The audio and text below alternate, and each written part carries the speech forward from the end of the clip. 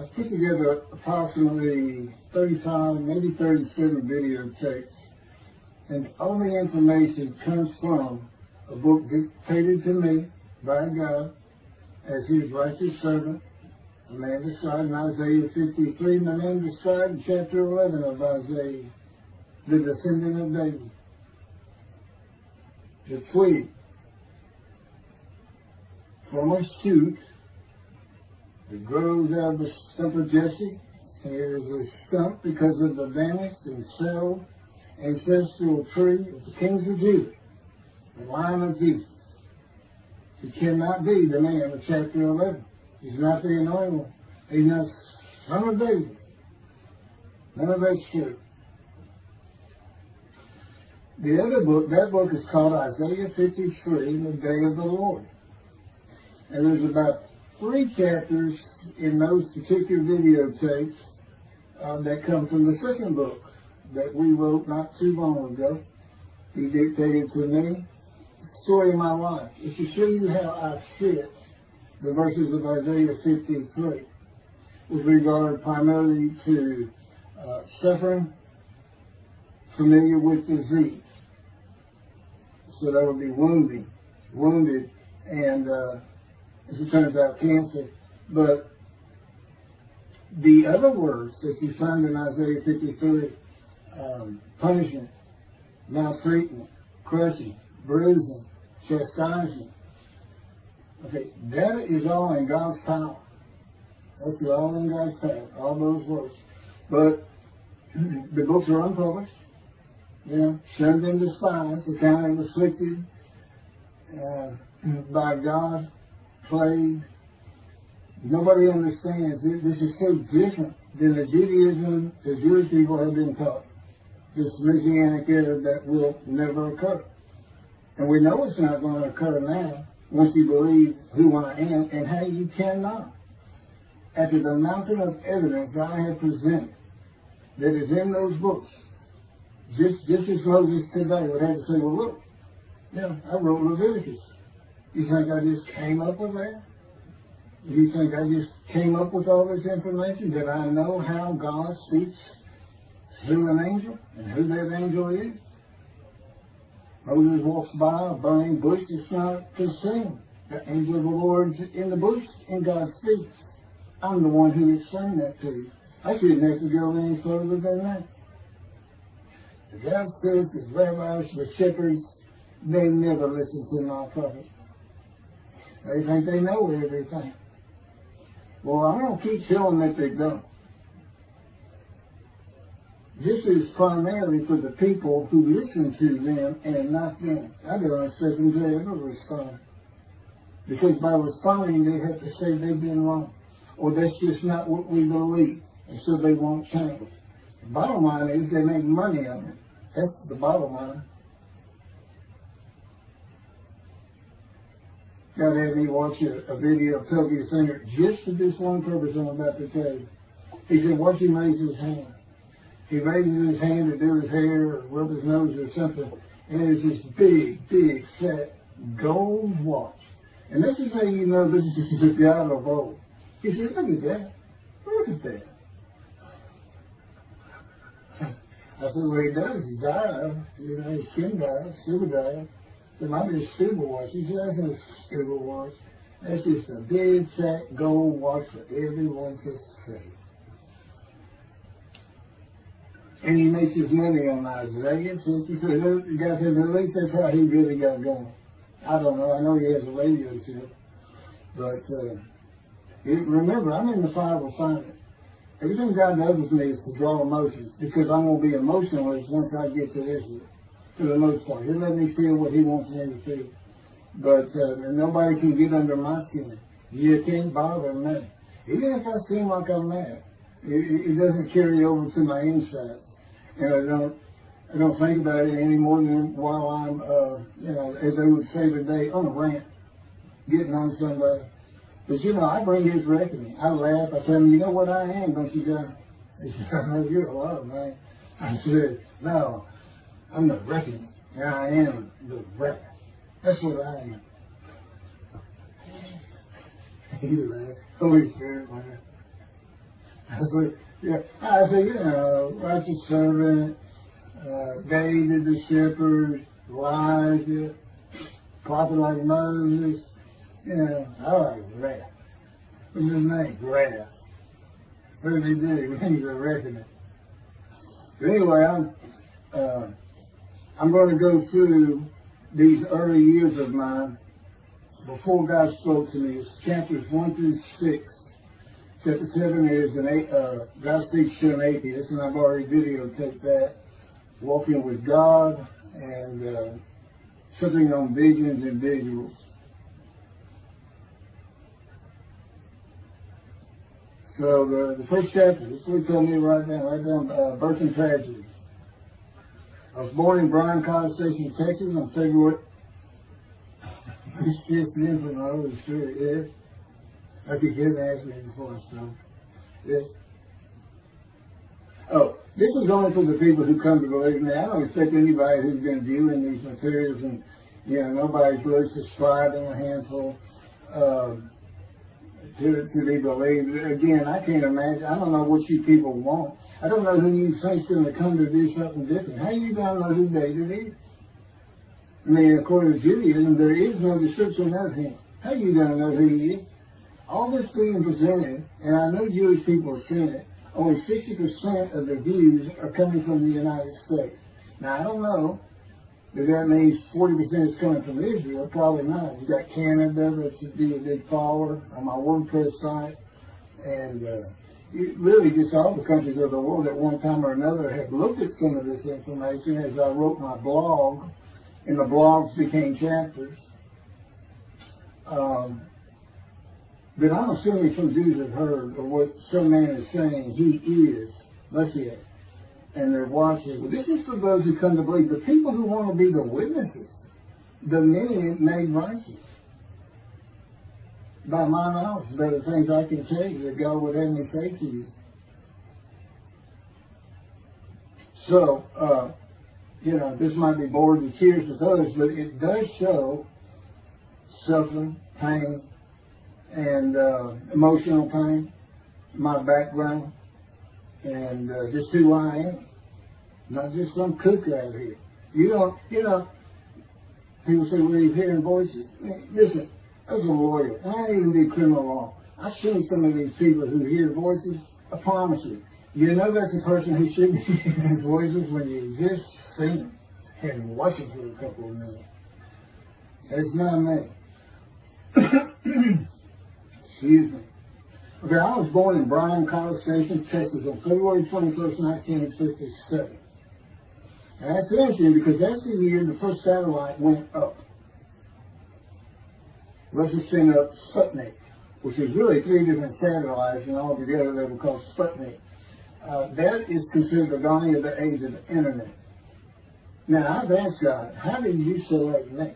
How did I be blessed with this and learning all these things with this crazy life that I've had? And but he won't answer me. He's John Poker, the Poker guy. He's not going to talk. He's not going to change his version or anything. Or me getting an impression that he is. And so I tried to come up with it on my own, and that is where I saw it. I said, because I know how important the internet is to you. It's the only way to get things worldwide, and all the teachings that have come through it. I didn't know, you know, I'm 63. I'm not like the young people who can just text messages without looking at them, and all that. But he's taught me everything. He taught me how to set up Facebook, Twitter, you name it. He was just saying, go to your computer, do this, do that. You know, commanded it and directed to become very good at the computer and, of course, word processing. You know, I'm a regular secretary, except I still henpeck with one finger. I used to. But God says that to show you, I have perfect use of this disfigured right arm. It just doesn't have muscle in it, and my shoulder show you. Anyway, I was born in Bryan College, and that's where Texas A&M University is. And my dad was attending Texas A&M when I was born. I graduated from there 22 years later, which is a story in and of itself. So I was born premature in the 7th month of my mom's pregnancy. I was born in February, and there were many complications. My parents were told I would not make it through the night, and they should just take me home. Mind you, this is 63 years ago. The biggest problem was that my insides had not fully formed, and it was impossible for me to take milk. Mammy, my great-grandmother, told my parents, boil rice. Feed him the rice water. It's got all kinds of nutrients and minerals in it. Dad says he threw out a mountain of rice those first few months. And it would not be my last encounter with death. So my dad graduated, and we moved to Metairie, Louisiana. And his first job is an oil and gas geologist. He looks for oil and tries to sell deals to people who can raise money to drill. He gets money up front, the percentage of production once they get their money back. That's what he's done his whole life. And I became, as a lawyer, I became board certified specialist in oil, gas, and mineral law because I had found it so interesting. As a young boy, I became interested. But he rarely had time for it. The other part, I said, okay, well, I was born with the dawning of the internet, so he's got a selection process for 57. And I come from a dysfunctional family. Lots of drinkers, lots of fighters.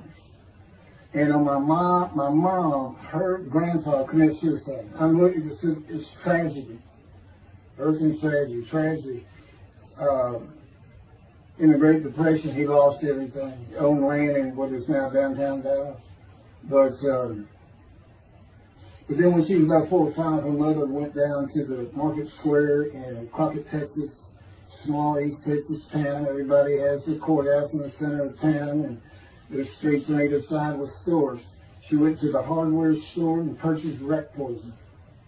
She hadn't gotten hardly out the door when she opened it and took it herself. Died right there on Main Street in the middle of the day in a little small town.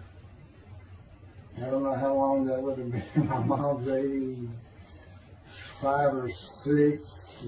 She was 4 or 5, almost 80 years ago. So I'm sure it was quite an event. And her dad took her and her sister's about 2 years older, to Metairie, and not Metairie, to someplace in Louisiana. But could have been Baton Rouge.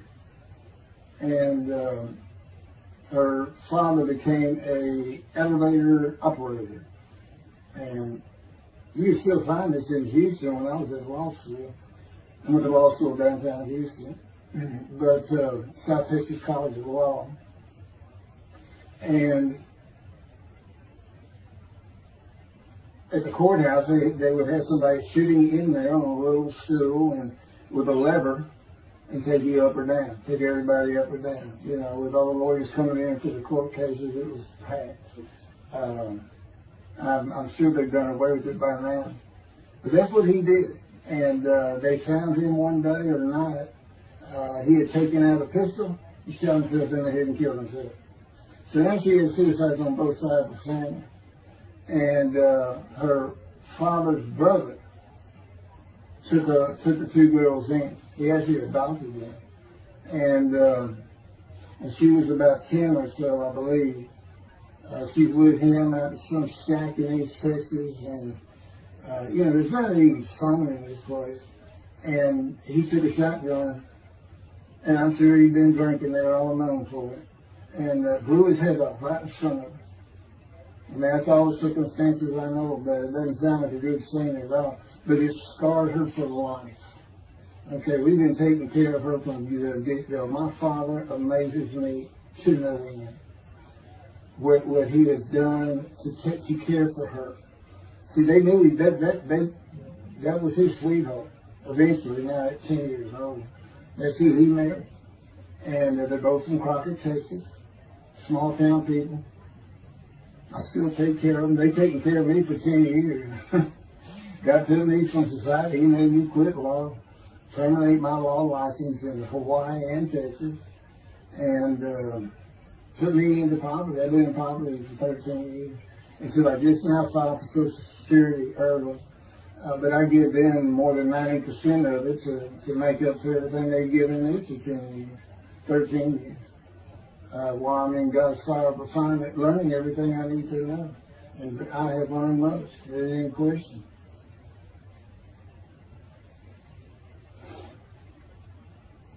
So anyway, there's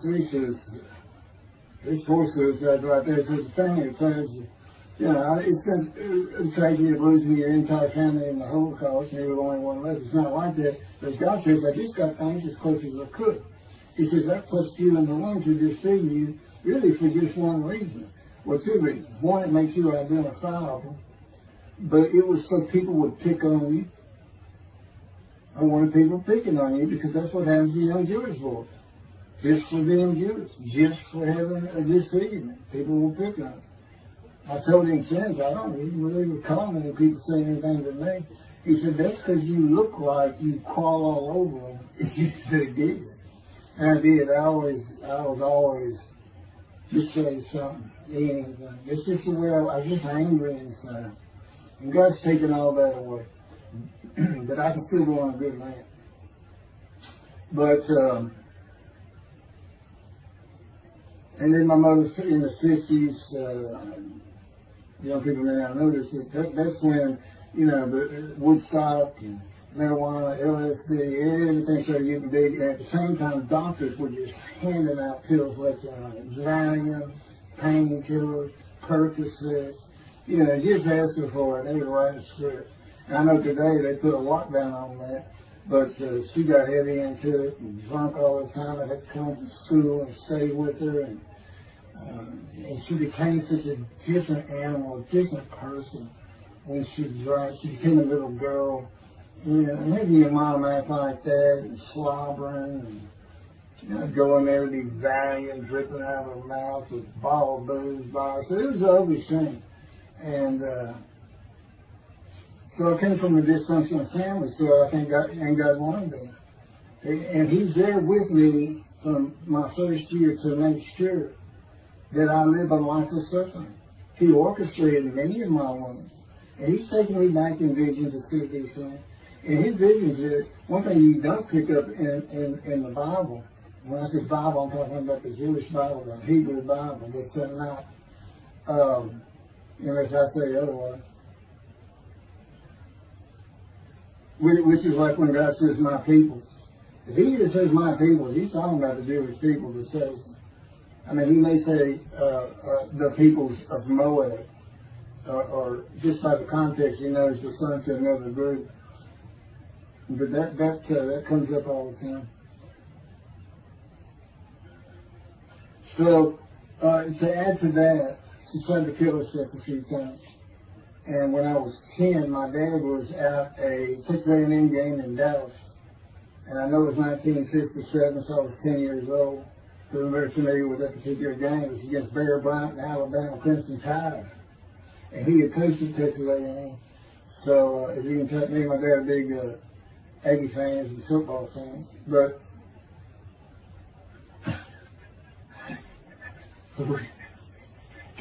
I had been assured with me to see those games in Israel. Somehow my coach said to me, he said, we'll get it. That's what he said. We'll get it. He's so funny.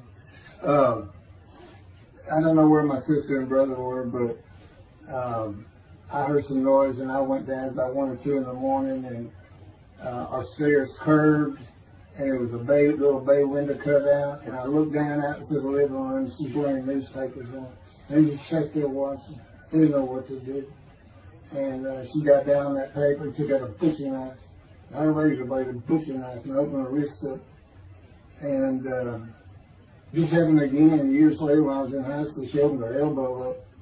And that was god awful. I don't know. But before she bled out, my dad opened that door. I sometimes think she knew he was going to be there soon, would probably save her. But it didn't look good. And I hated myself for not doing something. Maybe that's why I was so angry. Anyway, because I didn't do anything, I just sat there. I couldn't move. I don't know. I don't even know what I was really thinking, really. But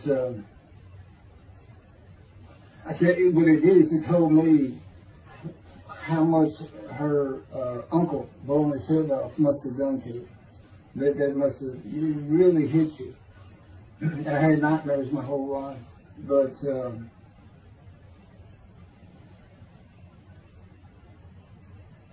I was 16 when she did the thing with the knife.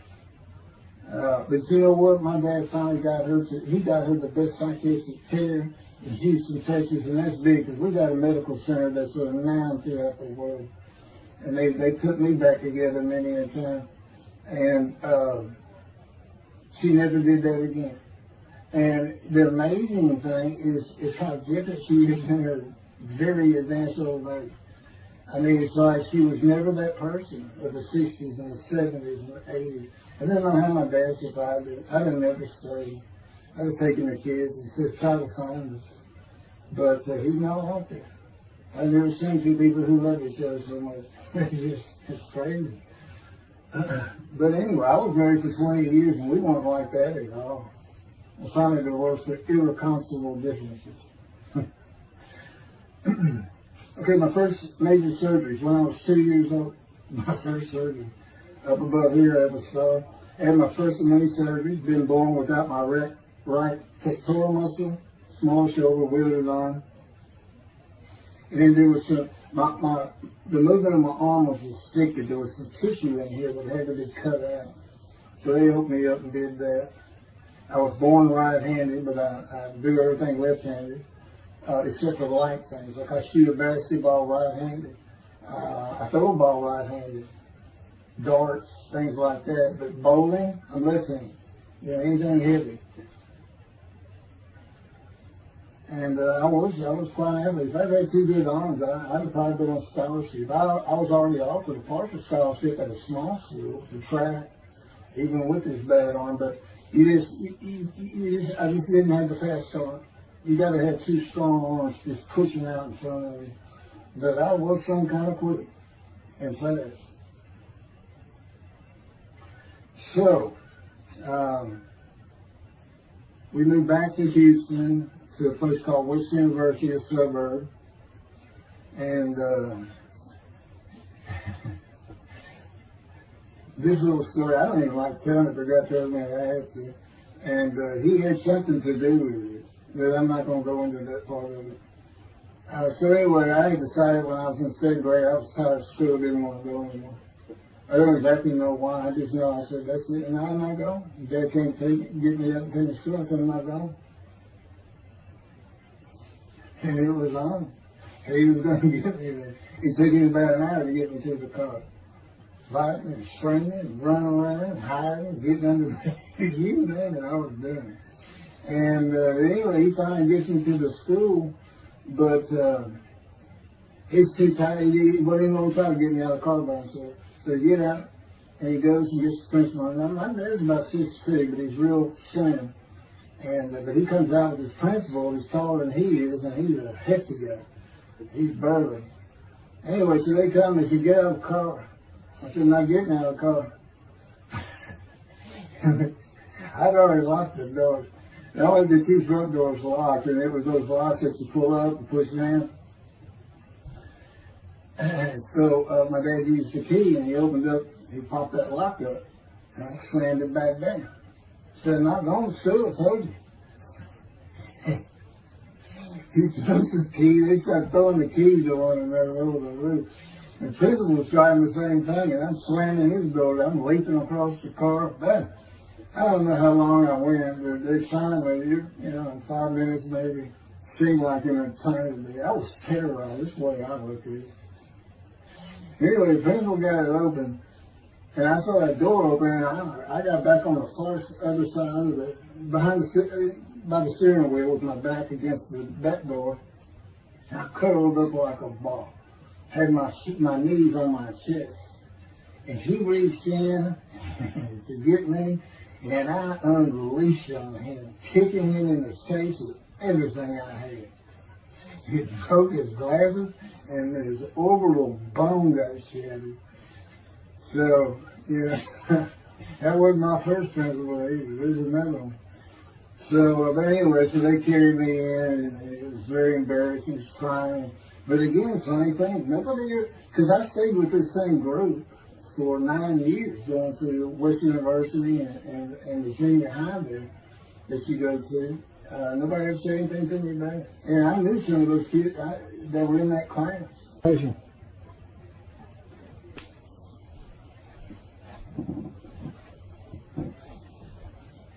My camera only goes for half an hour.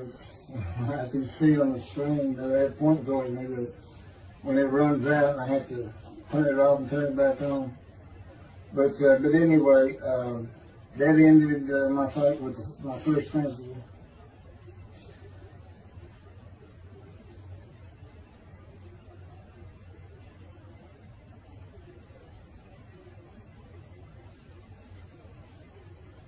Now here it is right here. I heavily put these together. In the 10th grade, the principal of the school told me to cut my hair.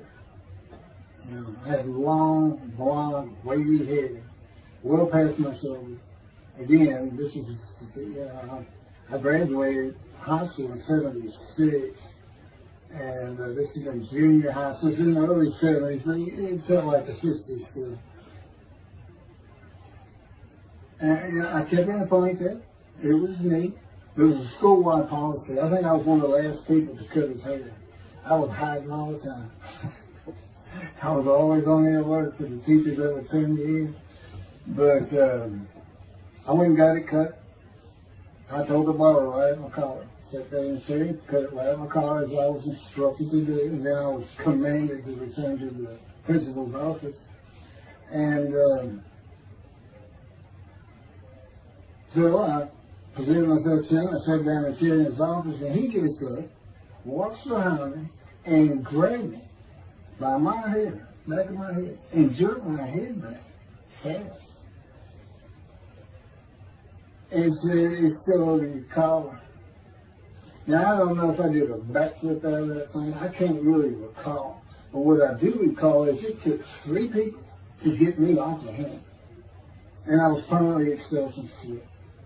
Which ended up me leaving home. It wasn't a runaway. I'm just out of here. I'm tired of everything and everybody. I ain't going to school ever again. Hate school always there. That was me. Yeah, they had to pull me off of him. I understand through a friend of mine. He said, "You know, my brother went to that school. He has some stories about that guy." I thought that wasn't me. Second major surgery came when I was 12 years old to try and repair my right knee and just below it. I was going full speed in a field. High grass and weeds with a family dog. And God says he had something to do with what the dog did. For no apparent reason, just suddenly he was running at my side. And he just bolted, he just stopped going straight to the heart of the left and went right between the legs. I go sailing in the air, and I came down on my knees. Except my right knee came down on a broken Coke bottle, Coca-Cola. And they used some thick glass back then. It was stuck nose down, way down. It was all broken up, but it was the bottom all jagged that my knee was. You know, they said it went to the other side of your knee. They said, "You got that whole field in your knee." But when I got to the hospital, I sat there for a long time. The first officer came in and just told my mom, "I'm sorry, I'm in the room, y'all." He said, I can't repair it. It's not repairable. We want to take it off. You can't use it." And I already knew that because as I started screaming and yelling for my dad, he finally came back. This field was behind our house. It was a chain link fence, and in the field. And you know, my dad finally heard me. He got over. He saw the blood and saw something. He scared to death. I'm going into shock, and he got me to put my arm around his neck, and he said, "Can you walk on it?" And I tried, and it just collapsed. It was useless. It was awful. And then I had to climb over that fence. And my mom was going crazy and screaming and crying. And he had to go take care of her. I'm sitting in his bathroom, my leg all opens up, and I'm just getting sicker and sicker. Nauseated, scared, I was crippled. And but anyway, they get me down to the hospital. And just, like I said, first officer, just like, you know, what to do. And just right then, and God said he knew he was going to be there. This doctor walks by, and my mom recognized me. And she goes, Dr. Kane. And she runs out the door. Well, that is Dr. Kane. Her nanny that I mentioned earlier, in her old age, very old, maybe in her 90s, I don't know, late 80s, but living with her sister, broke her hip. And this doctor repaired it. This is a long time ago, people. Repaired it, and she actually walked again with a walker. I remember. But that's who this doctor was. And she said, my son, they're going to take his leg out. You've got to come look at it. And this Dr. Kane actually became the medical doctor for the Houston Oilers. He repaired me and then before and after me. I guess that's what he specialized in. But he was at the hospital just to do rounds. He wasn't dressed for surgery or anything. But he came in that room, and I mean, he was livid when he looked at my knee and knew how I'd been there for like 5 hours at this time. And he just started barking orders about getting me prepped for surgery, and he takes off to go get prepped. And they literally ran me down to surgery in Montgomery. I mean, they were trying. And this kind of fear they put in everybody. Anyway, I was in the hospital for weeks, and I woke up with my leg. I was glad of that. They had a cast from my hip to my ankle. And he told me, when I finally was being released, he said, if you put any weight on that leg, you'll never walk again. So, I can't remember, 6 weeks, I don't know how long it was that I had that cast on. It wasn't my first cast, it wasn't my last. Or maybe it was my first, but it wasn't my last. That's another story. We're not getting very far. There's 6 chapters, I'm barely getting through the first one. But what I'll do is I'll just do 6, just like I did with Isaiah 53. I did 6 or 7 videos, 7 I think, but then I joined them all together and put it as one video, the Trinity commentary of Isaiah 53, which comes straight from God, by the way. I mean, you can contest what I'm saying all you want, but it makes perfect sense. For the first time, Isaiah 53 is explained. And how did I become the smartest religious view in the world who can see that, and what the wounding and the punishment, everything's about, and how it's really, in some ways, a snare for the Gentiles for the day of the Lord. Because he knows he can take me and just decimate any argument they want to put forth. You know, in particular, I'm blemished. I'm the Antichrist. In that I am the exact opposite of Jesus Christ. Okay, he's so smart, he was keeping synagogue at 12. Supposedly he was a perfect, beautiful man. I'm just seeing. Now, I'm not bad looking, but I'm not, I'm not Brad Pitt or anything. Anyway, it's sin, I wasn't a visual sin. I was a good person, I was good to other people, I was very compassionate. I said there was already a lot of humble in me. It was a lot of myself and the things I could do over others. Like being the fastest guys on top 5 at school and the fastest in the neighborhood. I didn't brag on myself. But as he took me back through my life and informed me when things were sin, it just seems like I touched on all of it. And if murder in your heart is actually committing that sin, as the Christians say, I don't really go with that, but there's really not much I can miss. So I'm a sinner. Jesus would say, well, I'm a sinner too, I'm lying. All you got to do is read the scripture in the gospel, you see why I'm lying. That's easy, and I came from a banished line. I thought I was the man of Isaiah 53. I thought I was going to be exposed to death, but given long life. He's what he would say if he was here. He said, well, you know what happened? They crucified me. And on the cross, I realized I'm not that man. This isn't exposure to death. This was like a sure thing.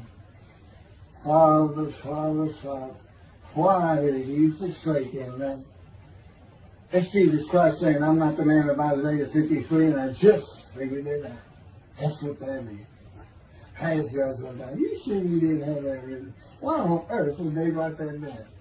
They forget about it. They were just thinking it. So that's what it's about, Christians. All they got their way. They can explain that being counted a sinner means he got crucified with the sinner beside him being crucified on each side, left and right. So there's three of them, so he's counted a sinner. Okay. You know, it's supposed to be the truth, but don't be able to find a person to do. Like Judaism, the same thing. You know, this is to find somebody. It's not the people of Israel. They're all kinds of people. Now, we're looking for a guy so God can have a Moses. Why? We have a new covenant. Why? It's the day of the Lord. Why? Jeremiah says so. That's why. It's so easy. The lamb blooms again. Okay, and he's coming to covenant with the temple. So the lamb blooms again at a time when there's no temple. Jerusalem's going to be rebuilt. It's a metropolitan today. It's no Jerusalem of antiquity. The old city might be too big. And I'll make a new covenant with you. I will forgive all your sins and remember them no more. That will cause Torah to be written on your heart. It's a metaphor. When did he do this before? Oh, that's right. Assyrian Babylon exiles. Isaiah was right before. God said, I forgive your sins, remember them no more. They became a holy city. What did they do? They built the second temple. What are we missing? The third temple. This is so easy. So it is the day of the Lord. There's any question of that. I'm just telling you it started with the Russians. And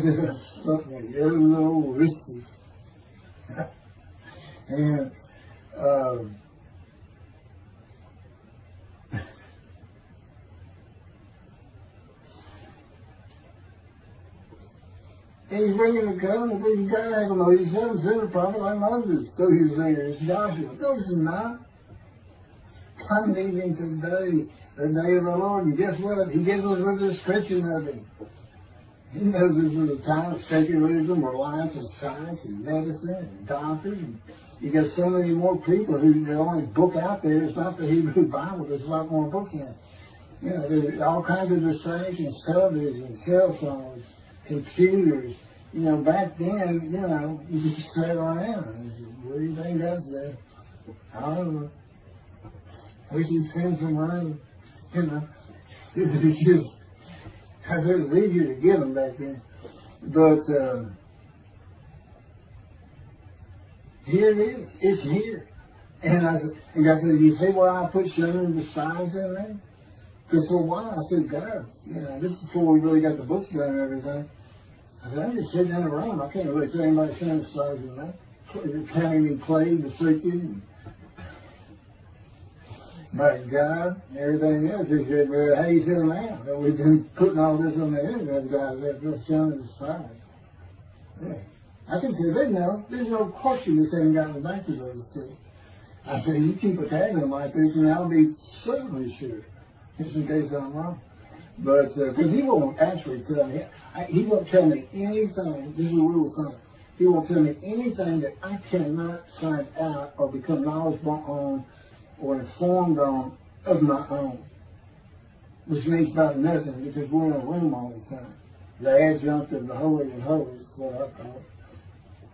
I live in the Holy. I'm like the priest who could go, the only person who could go into the Holy of Holies was the high priest. And that's what I'm like. As a matter of fact, God had me write down, just as he had David write down, there's Psalm 151, where God said, it's on video, where God is speaking. Where the Lord came to me, and God said, quote, and within that, he says that he declared me. We actually used the song where he declares it for David. He declared me an eternal priest in the order of Melchizedek and King David. and a rightful king, small k, and a rightful king. And he also declared, I'm the righteous servant. I mean, that's God talking. I mean, he's using it when he dictated to me. It wasn't, to be written in my personality. That's him. That's him doing a new song. So, because he does that. Even in the writings, the person doing the writing, whatever prophet it was, or Moses, or David, if he wrote Samuel 2 and Kings 1 until he died. As I said, God says, look, just assume the central character is the one I had right. Because their lives change when I come to them, just like mine change. This is not anything I could have ever conceived or even bothered thinking of. I had never read the Bible my whole life. And he then told me, we're going to the bookstore and get you a Talmud. That was 13 years ago. And my answer was, what's a Talmud? I didn't know anything. And look at all this knowledge. But this is it. This is the only power he's going to use in creation. He's not going to perform miracles. He's not going to have me performing miracles. And he's not. He said, the only power I'm going to use is on you. What I can get you to do. He said, I can take a Gentile Texan and take him to Israel and get my temple built. Okay. He said, because that's what you say to God all the time. Okay. And one night, I hadn't even read Isaiah 53. He didn't come to me and just say, offer yourself for guilt. I crushed you with cancer. It was me that did. That's not, I wouldn't have known what he was talking about. We finally get to Isaiah a couple of years later. He said, keep reading Isaiah 53. Is that okay? And so I read it. I said, okay, finish it. He said, who do you think that is? I said, I have no idea. I can barely read it. I didn't know what it's saying. I said, I think these two verses ought to be up here. I said, you sure nobody mess with this thing? He said, nobody mess with it. He said, this thing I got Isaiah right. He said, that's you. I said, oh, okay. I couldn't have good luck convincing anybody. I can't even tell what he's saying. He said, before we get done with it, he's right. I've been over that thing so many times. From my original version of Isaiah 53 that he dictated, or told me how to put together, but every sentence, every word is, we changed it up and added things. I've learned things. Like I didn't know about the chest of devotion. I didn't know why the angel was leaving early in Malachi 3, but I do now. And all that would cause an amendment to my midrash in Isaiah 53. And, the book has me, these are all videotapes out, me and Rashi. Rashi, the first time to come up with this is Israel. And, I look at his answers and I just shake my head sometimes. You should see his answer in Malachi 3 to the angel of the covenant that you desire. There's only a covenant of friendship and a covenant of Jeremiah. And this is his answer. It's midrash, so he just takes a section of the angel is on the way. And it just says the angel of the covenant. And his commentary is the angel that avenges the revenge of the covenant. I said, what does that mean? What are you talking about? And I said, God's being funny. He said, I don't know. I said, you do know. I said, well, I'm not telling you. So, God likes to feel as though he's laughing. He doesn't actually laugh. He sends me a perception every day. Or he uses me to laugh. I've mentioned that in a video. Because he can't. He controls my words. I learned that in walking with you. Just one day, I'm talking out loud as we go. I'm discussing man and divine beings as though I had a sermon I was giving or a speech to somebody or a seminar. And I'm rolling, and I can tell he is really making this thing rock. He's taking it from here to here to here. And we're going. And I'm going. And all of a sudden, I use a word or a couple words that I simply don't use. And they're not what my mind was even thinking of. They just came out. And I just stopped. I said, did you do that? I didn't even say, hey, did you just make me say these things? Because I knew he did. I said, did you do that? He said, I did. I said, as long as he did it, I did. I said, okay. Anyway, that's where it all started. Now I know. Okay, you do that. That's the Holy Spirit. Using me. He doesn't sound like that. But he'll use words like that. So he's getting bored. They like to cut. Let me just say this. This is part of God you don't know. It's not all the time. It's some of the times we do tend to get kind of silly in here. But, they do things after a while. I'm like, I feel like a kindergarten teacher. I got two of those kids that you just shake your head at. You say, this is a handful. These two, nothing but trouble. Always throwing around, looking for a laugh. And the Spirit's always working in heaven as God laughs, as it were. Again, he doesn't actually laugh. It's a perception that's his emotion. If God has any emotions left, because worrying about other people's pain is not one of them. He made that clear to me. I don't care about your pain. And just saying it makes you mad. It's his head drawn in. And he do so many times over and over. He says it's easy because now it irritates the fire out of it. He just started. I said, how do you keep doing this? And one day I told him, I said, I got it. Which means it actually came from them. I got it. You never grew up. You never got sent to your room. You never had to climb that mountain to achieve something. Put yourself out there, man. Nobody's ever hoped you.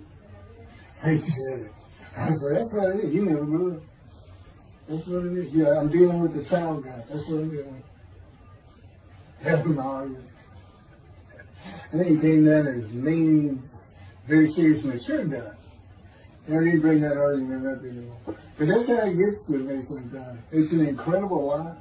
For me, I'm not going to get to him. I get to him at the end. I'm getting close to when I got shot. I thought that was a new chapter. I was not. Well, I'm going to put this is getting long. Anything over half an hour, we try to stop. My Isaiah 53, 5 hours. But, I just watch it all at one time, of course. He doesn't hardly let me watch it. Yeah, I don't even watch them before they get posted. He said, no, you watch it later, because it comes on the TV that he got me. And I didn't know at the time it was going to be, that he was serious about doing videos, and I certainly didn't know about making it a backdrop. He decides everything. He tells me when I eat, when he gets up. I don't sleep probably at all 2 or 3 hours a night, and sometimes less, and take a half hour nap sometimes. But I found out, I feel fresh. I don't need that much sleep. He said, you're not really doing anything. Why do you need a lot of sleep? And see, that used to make me mad. Now it is later. Thank you very much for listening. I'll pick this back up on another video, and eventually I'll put these first 6 chapters, just like I did Isaiah 53, because it's a book that he dictated to me. I can't get it published. I'm going to put it on YouTube. That's why I'm reading it. And as I said, if you don't want to listen to it, don't listen to it. But the information that's in these books and in those videos is, that's not proof. And quite frankly, God said that that's not enough for them, or that's just too bad. Utter destruction is what they end up getting.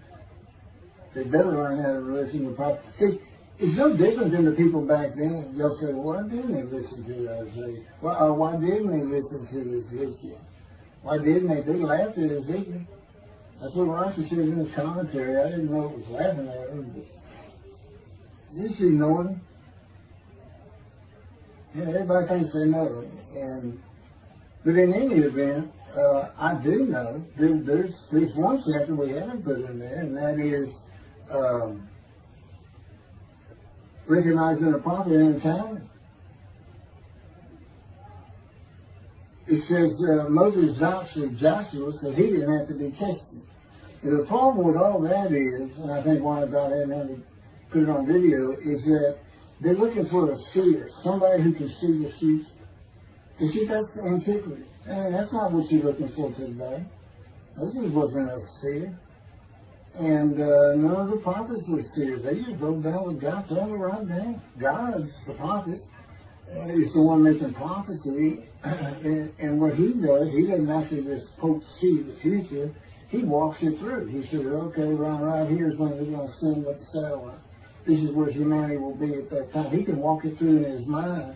As I mentioned, his eyes, he doesn't have them. It's just his absolute knowledge of all things. He can form a picture of this frame. Me, it's in here. He knows every atom of my body. And it's like he does a vision for himself, a visualization. That's what I call when he puts pictures in my mind. And he puts it into the spirit's mind. And they're both within it. You know, the big cloud that just came down. If you're sitting in a room with me, it envelops you. But it engulfs me, it goes through me. My little spirit cloud becomes part of the big cloud. That's why God is in his spirit. Here's the elements of spirit, here's the elements of God's presence. There's 9. 2 clouds, they just come together, they can be together. Okay, God's still one. He created the other cloud. And then in this room, filled with them, my little spirit is like a little cloud that just came in, part of it. That's who I am. That's a man of divine being. Okay? No, it's like nobody's really expecting it. Well, maybe it's because you didn't know these things. And now I get to see them, son. Son means I'm not looking at that. It's not like a coot. We by faith, by the fundamental principles of plan baptism. Yeah. The talent, from his diagnosis of the talent. Why don't you do your own? Why don't you throw the talent out and learn some new stuff? Why don't you get out of antiquity? Every religion has an end times like that. Every religion ends up with utopia for its people. Everybody. Well, don't be like everybody. You're the Jews. Well, let's get practical.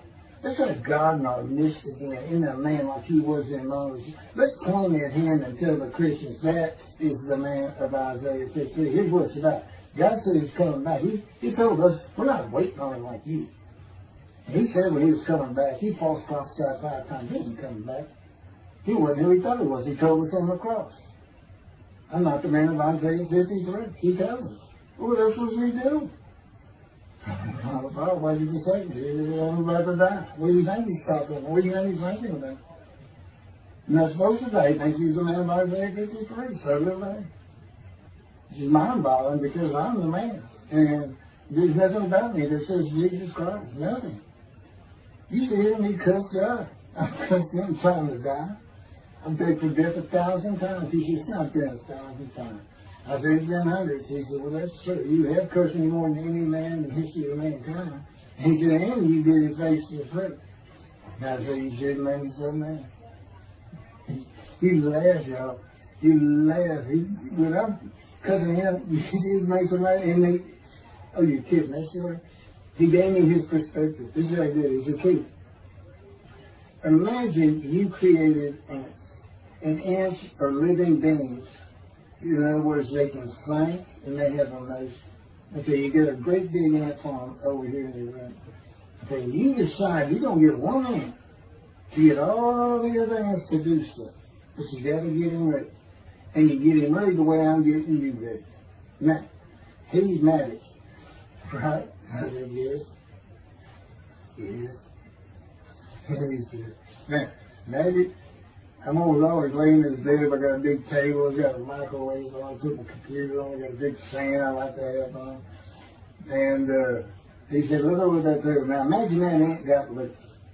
And he is pulled up. And he is sitting on the corner of that table. And he is giving you the what for in ant language. I mean, he's going. And he turned around and shaking his butt at you. And he's cussing. And all this. And all you got to do is go bump. And he's gone. And it is, and that's how you know, that's what it does to him with me. You know, the spirit wild me up. I call him the troublemaker, troubler. He's so funny. But God's so humorous. There's a difference in their humor. Okay, that wraps up. So that does wrap it up. I'm gonna pick up a gunshot. I guess it was fortunate accident to my knee.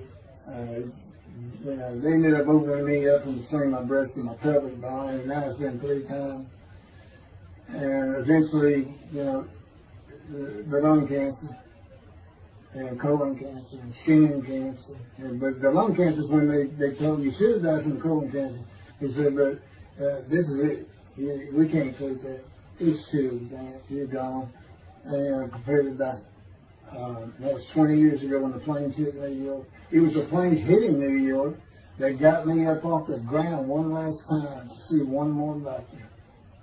The life of God's righteous servant of Isaiah 53, chapter 3, gunshot. Shortly after I recovered from my knee injury, I moved to Fort Lauderdale, Florida. I was not happy about it at all. It turned out to be a lot of fun. I made some great friends to celebrate my 13th birthday. My only injury in Florida was having the front teeth shattered and knocked out, requiring casts, which is more of an ordeal than I would have imagined. We returned to West University in Houston after 2 years. My mom was not doing well at all, and it was getting close to her second suicide attempt. I was back with my old friends and did not have much supervision from home, and I failed ninth grade. I made my own decisions, and I rarely listened to others. And after being set back a year at junior high school, I made a few new friends, which led to my next serious injury. My best friend was a Spanish Italian whose father was from Sicily. And he kept a machine gun and a violin case in his office at the restaurant he owned, where his son and I were waiters. It was called the Godfather. My son was the best pool player I've ever known or played with, an absolute natural. I will call him Antonio, but that's not his real name. Antonio's girlfriend was a Jewish girl. I will call her Rebecca, but that is not her real name. Antonio was a Catholic Christian. Rebecca did not practice Judaism, and Antonio did not go to church. I was a confirmed atheist, and we never talked about God or Jesus. Rebecca's father had foreclosed on a ranch about 8 hours from Houston outside of LaGrange, Texas, Fayette County. LaGrange was famous for the chicken ranch, which was an illegal brothel that operated from 1905 until 1973. The business served as the basis for the 1973 ZZ Top song, LaGrange, and the Broadway musical, The Best Little Whorehouse in Texas, as well as its 1982 film adaptation. T.J. Flourney was known as the meanest sheriff in Texas. In the coming weeks, I would be interrogated by him outside of Shock Room 3 at Bingtile Hospital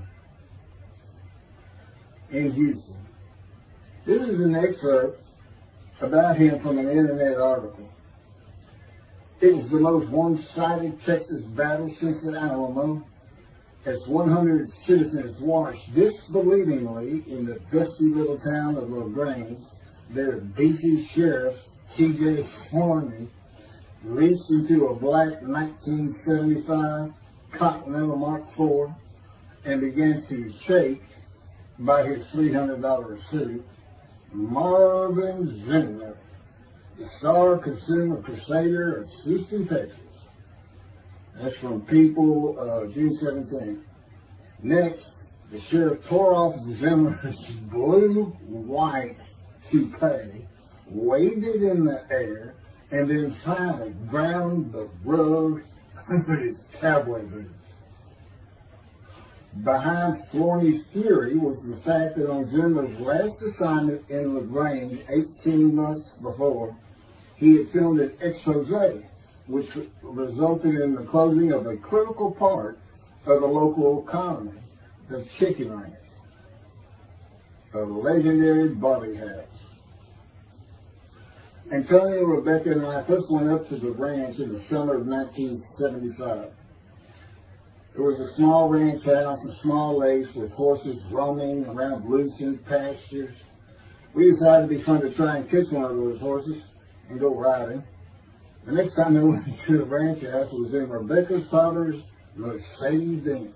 Two-door convertible Mercedes-Benz. I sat on the hood of that Benz with a lariat while she tore through fields trying to run down a horse for me to rope. The horses could turn too fast, and we never got close enough for me to rope one. What we could and did do on the next trip was bring guns. A 30-30 rifle, shotgun, and two 22 caliber pistols with holsters. As a backdrop, Antonio and Rebecca had broken up as boyfriend and girlfriend, and her attention had turned to me. I did not believe that caused any friction between Antonio and me, but it should have.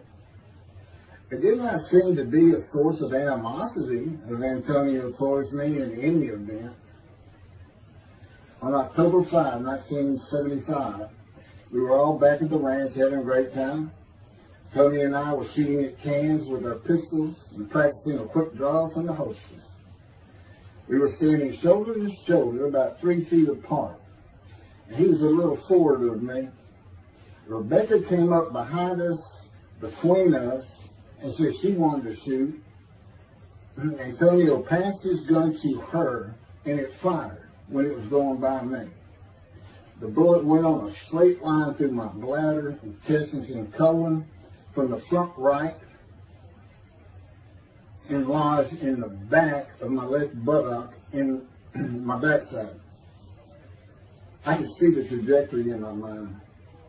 I fell to the ground, and Antonio fell on top of me, rolling me over and over. I think he was looking for an exit of the bullet. I told him to get me to a car and get to a hospital. Felt like Babe Ruth had swung a bat up between my legs. I never once thought of God. On a big ranch, there are several gates for different sections of land and different purposes, usually with chains and a lock. When we got to the first one, I told Antonio, drive through it. I told him to ram it. I knew I was dying, and all I could think of was, you had got to hurry. I didn't panic, but I had never been so afraid and had never felt fear like that again to this day. Sometimes I think I have forgiven Antonio for accidentally shooting me, but I have not and cannot forgive him for stopping at those gates. I'm still mad at it. I was seriously angry at him. We got to the LaGrange Hospital before noon on a Sunday. They had to call the doctor to come in. I asked the nurse for something for pain, and she told me my vital signs were too low. That if she gave me a shot of morphine, I'd drop dead right there. It would kill me. No pain medication. The doctor came and looked at me and said there was nothing they could do there. He told me they were getting an ambulance to take me to Houston, Top Hospital, where they operated on gunshot victims all weekend long and due to this day. It's a trauma hospital. Many young doctors from Baylor University, all around the state. It's a high desirable place to be because you're cutting all. If you want to be a surgeon, you're cutting all day long. I knew one thing with a certainty. I could not pass out or fall asleep. If I did, I would not come back. In an ambulance, I talked to two fellows that were tending to me, as much as anything to stay awake. I asked them such things as what it was like to be married, graduate high school, have a career job, but my mind repeated over and over, you have got to hurry. We arrived at dusk. This happened before noon when I got shot, so now it's getting dark. When the ambulance opened, my brother jumped in to help. My mom was standing by the entrance to the shock rooms in her fur coat. She later told me that since Top was a public hospital, it might help if they thought we had money. I didn't see my dad, but my sister told me later, the whole way to the hospital, all he could say was, to God, please don't take my boy from me. I stayed awake for some 6 to 8 hours in awful pain. They took me to shop room 3, and it was filled with people giving orders and very loud. On the table, the nurse told me she had to put her finger in my bottom, which embarrassed me. And I raised up like a sit-up and saw nothing but blood rushing from my bottom onto the table. You have to hurry is all I could say. They finished prepping me for surgery and enrolled me to a hall in a line of others awaiting surgery. And someone was saying my name, and I opened in to see T.J. Forney, Sheriff of LaGrange. He wanted to know if I'd been shot intentionally, what we were doing at that ranch, did we have permission to be there, and et cetera, et cetera. I told him I thought it was an accident, and to leave me alone. I never saw him again. I didn't have to wait long. The orderlies bypassed everyone in front of me and took me to surgery. I awoke in a large room with about 10 beds on my side of the room and 10 beds on the other, with other patients, and I could hear moaning and crying here and there. It took a few moments to remember what had happened and why I was in there. I fell back asleep, and when I awoke, my dad was telling me he would have me out of there into a private hospital as soon as possible. It was the next day when they transferred me to the Methodist Hospital in the medical center, where they had operated on my knee, and I had spent weeks there. I had a hose with a bag coming from my bladder and a colostomy, an opening called the stoma, which is your intestine on the outside of your abdomen, with a bag over it to go into the bathroom. I was out of danger from dying, but still very weak, and I needed to gain some weight. The track team was already getting together, running distance and cross-country workouts provided by the coach, preparing for track meets and the following school semester. I lived about a half mile from the hospital.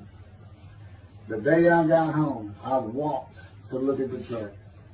It did not seem possible I could get back in shape. I was afraid to cross the roads to the school. I could not even trot to get out of the way if a car came my way. My insides felt like jelly, and I had been warned that too much physical exertion in the first 10 days could cause a stomal hernia, and my intestines to start extending from my body. I was homeschooled for the rest of the semester by a private volunteer tutor, and passed classes I probably would have failed. The beauty of that gunshot was that it changed me. I was never going to graduate high school, having failed so many classes. So I set up night school classes for the next and my last semester of high school. I was 18, soon to be 19, and a senior.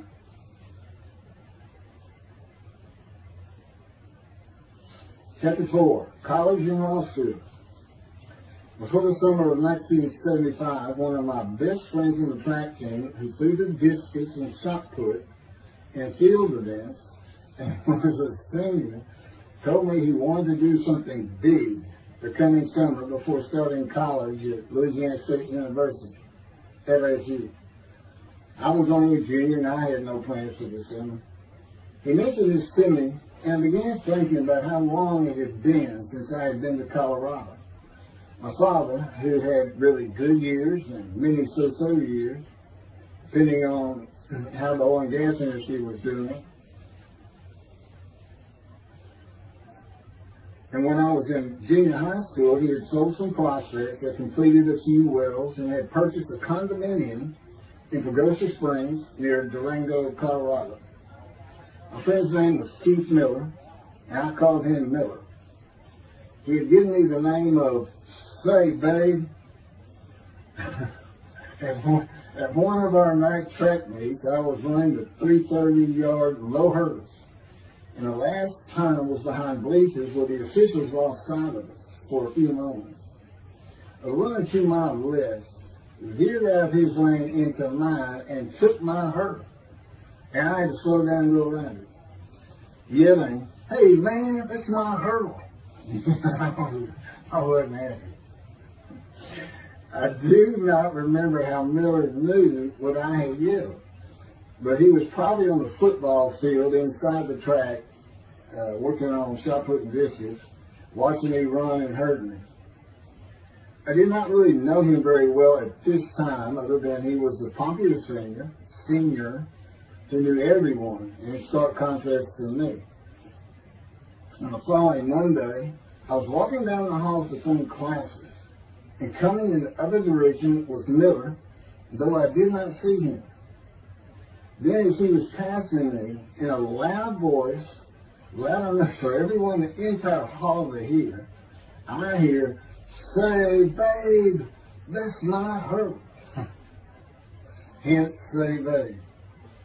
That began a really good and fun friendship, and I got to know the class I should have been in if I had not failed ninth grade. And because I was Miller's friend, I was immediately accepted by anyone he introduced me to. I found out about 40 years later on Facebook.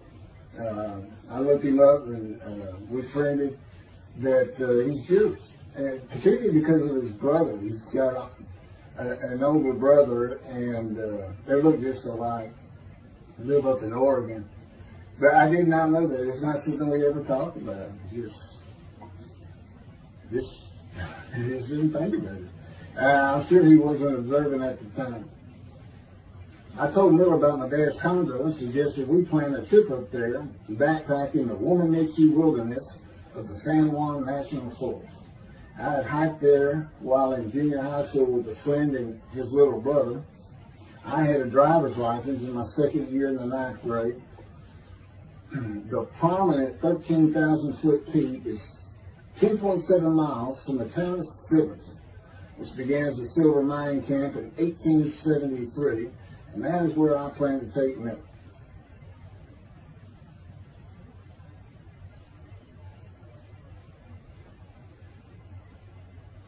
So Miller and I take off. We use his car.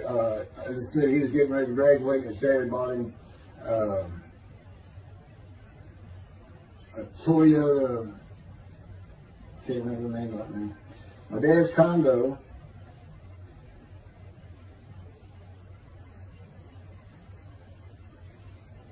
is about 60 miles from Durango, where a train depot is located that runs a train to the Womanichi Wilderness facility. The train is an authentic, narrow gauge, steam-powered, coal-fired, scenic railroad train ranked one of the top 10 scenic railroads in the world. It's something else. It stops twice in the same places to let off and pick up hikers and backpackers in the Animas Canyon of the Womanichi. At top speed of 18 miles per hour, it takes the train 3.5 hours to travel the 45 miles from Durango to Silverton. Oh, here it is. Miller had a new Toyota Celica. And after a day and late into the night, we made to Pagosa, slept, and we're at the train station before the first departure the next day. I don't know what the problem was, but the train was not going to run that day. So we couldn't get to where I wanted to take it. It's just too far. We decided to get a hotel in Durango and just head down the train tracks into the wilderness and explore an area I'd never seen in with the maps. We got lost. And at one point we decided, let's just put these backpacks down and you go that way and I'll go this way. Well, we did that, we went back up, and then we couldn't find a backpack. And we did finally find them. We slept that night, and we had a big black bear episode because we left some food out on the ground, which we shouldn't have done.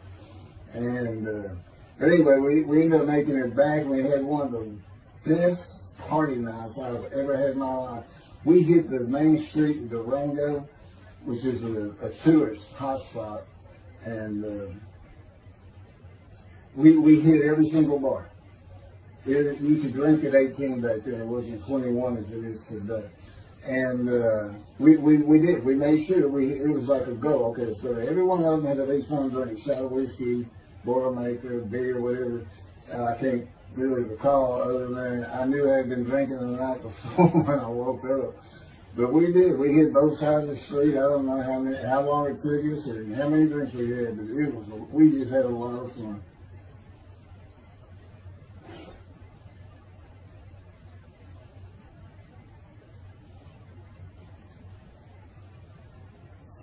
Okay, I'll be coming to chapter, well, I guess it's 4. I don't know. I thought I was coming up to the cancer story, but this is different. This is getting into alterations while it's true.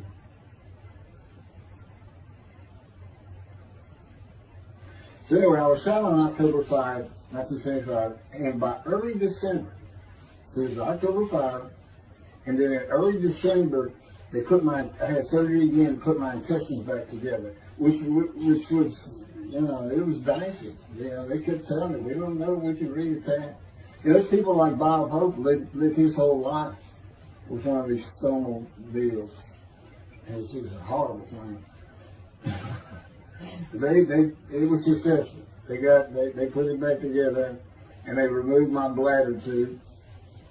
The girl next door, who I had never talked to other than to say hey or hello, and who also went to high school with me, had been coming over daily, and she agreed to be my girlfriend when I asked her a few months later. I did my night school and graduated last in my class, or close to it, of over 400 people. In late December, I began running with the track team. Now, I had surgery early December. I already got out there with them, which was difficult. Pulling 2 tires on the cinder track. There's a rope, 2 tires, and you put a harness around your waist. I had to put mine high up on my shoulder. On the cinder track for a lap and a half, 660 yards for 2-minute intervals, 6 times was the toughest. My speed and quickness was still there, but distance running and my endurance, it took quite a while to come back. In early February, just about 3 months after being shot, I won my first 120-yard high hurdles race at a track meet that was fast enough to qualify at the upcoming district track meet for the regional track meet. Winning at the regionals would place me in the state track meet. I was fast, but my disfigured right arm really held me back. Then my heart was broken, and I cried for the first time since I was a child, best I could remember. My coach, who really liked me, he understood the effort I had put in to get back in shape. Called me to his office, and I knew something was wrong. He told me I could no longer be on the track team. I had too many semesters of school to be eligible according to the eligibility rules. It was because I had failed ninth grade.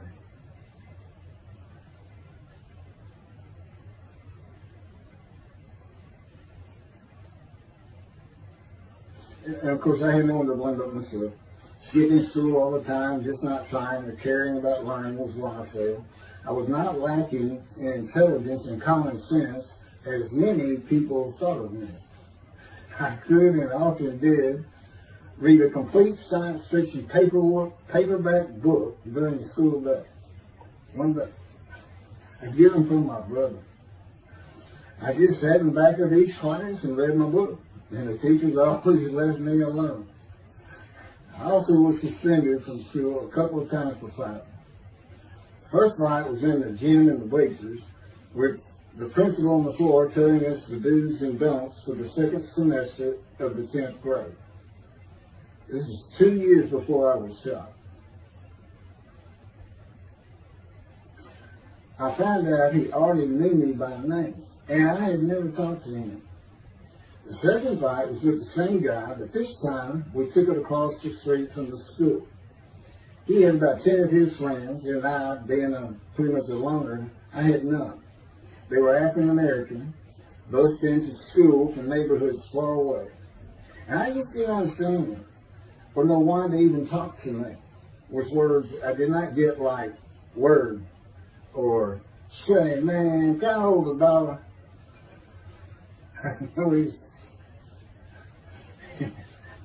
That is what started the fight in the bleachers. I hear from behind me, and one stood to my left, say, man, can I hold $1? I turned around and just looked at it. And finally said, I did not have $1.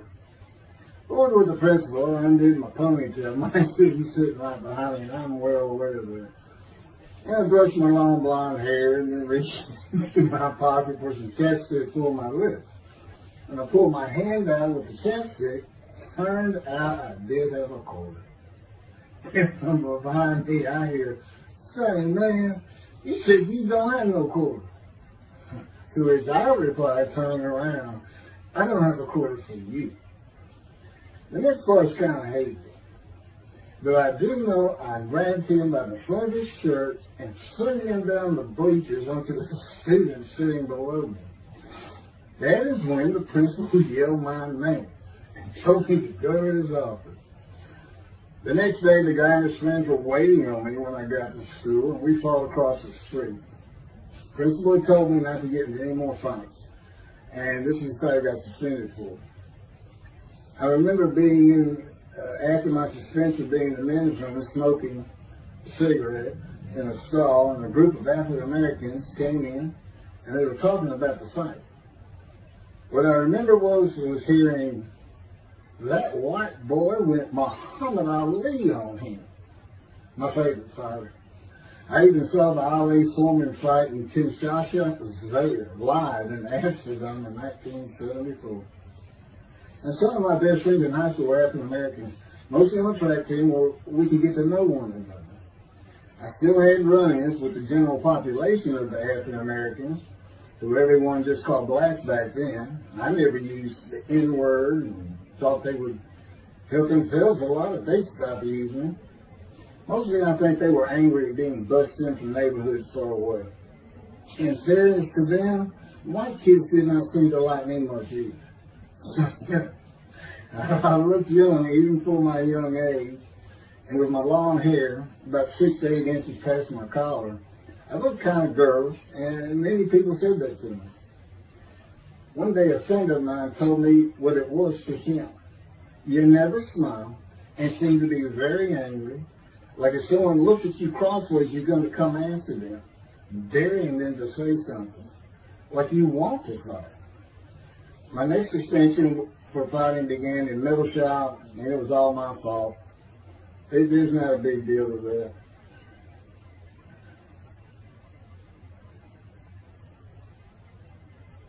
The last fight I was ever in came right before I was gunshot at the ranch.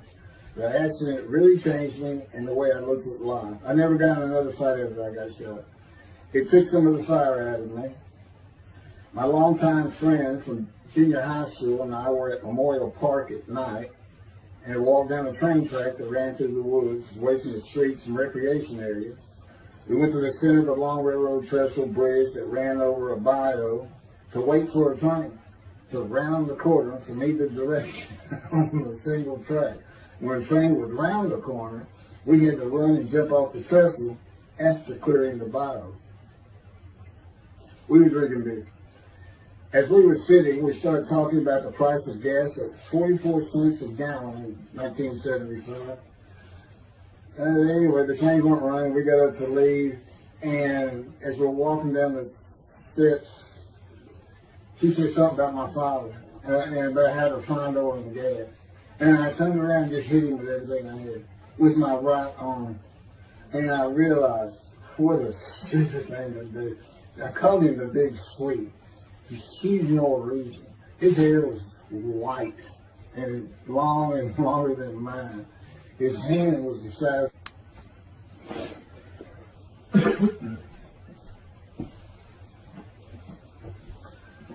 And I had nowhere to run. That was a really dumb part of it. I mean, I couldn't move. I couldn't use my quickness. I couldn't box as I had with the fellow across the street. And he just took one big thing. He's very athletic. The coaches all wanted him on the high school team, but he didn't want to. Football team. And but anyway, he hit me just one time. That was the whole fight. And it was just 2 hits. My measly hit with my right arm. I let it fast, and I hit him where I wanted to hit him. Well, I say that. I didn't even think about it. But he just about knocked me senseless. I mean, I saw red. And So anyway, that was it for our friendship. We just, although after I got shot, he and I got back together a little bit, but by that time I had met Denise next door, and I wasn't going to be going out drinking beer at the festival anymore. It was going to get serious, and that's when I set up my night classes and everything. Her big sweet.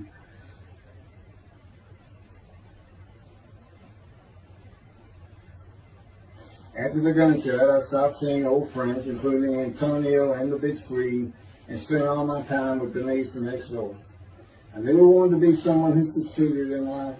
My dad always told me when he was angry with me that with my smart mouth, I was never going to be anything but a ditch digger or a lawyer.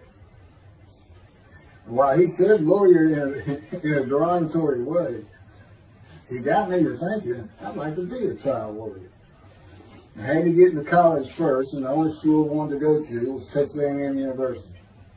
Anyone who had ever known me would tell you that I was not even close enough to being smart enough to go to any college, much less Texas A&M. I would tell you I had never applied myself to the task of learning. Texas A&M denied my application. I called them and pleaded and argued, and finally admissions said that if I came to the summer semester of 4 classes and maintained a B average with no fails, they'd let me in. I did it, barely. I almost failed calculus and got a B. Just a quick thing on Texas A&M, because it relates to World War II, which always makes me think of the Holocaust, and how many Aggies were involved in that. Texas A&M enrollment began on October 2nd, 1876, and admission was limited to white males, and all students were required to participate in the Corps of Cadets and receive military training. Many Aggies served in the military during World War II, with the college producing 20,229 combat troops. Of those, 14,123 Aggies served as officers, more than any other school, and more than the combined total of the United States Naval Academy and the United States Military Academy. During the war, 29 A&M graduates reached the rank of general. Texas A&M is more than a great university. It's the home of the Aggie family with a long history of spiritual tradition. And I'll pass through all that. You can read. I got all this from Wikipedia.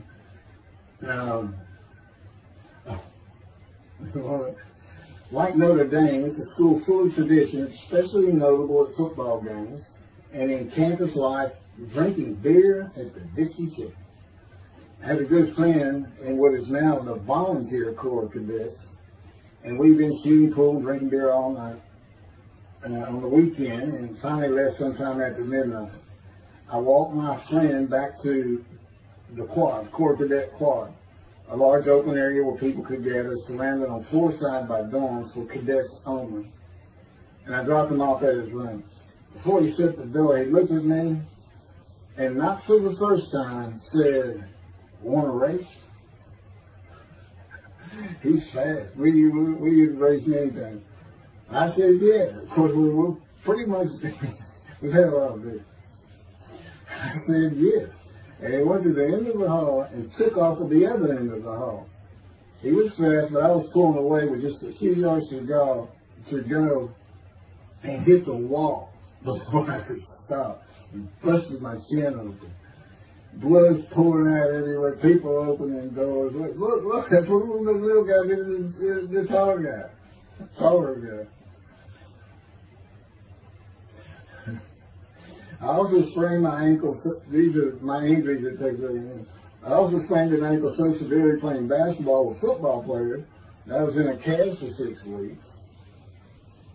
Those were my only injuries in the 3 years of being here.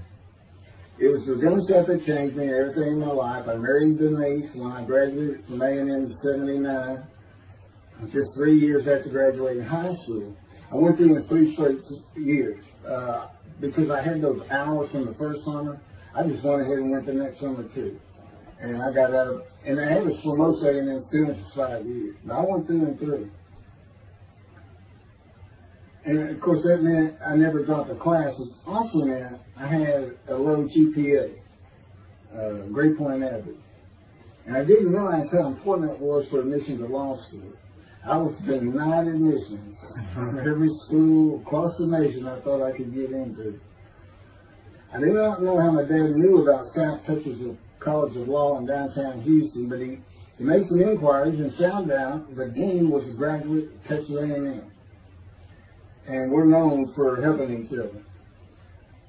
We set up an appointment with the dean. I told him of my rather intense home life and wayward ways, and that the A&M had given me a chance to prove myself as a capable student. You know, he hemmed and hawed, looked around the theater, and gave me the same opportunity A&M had.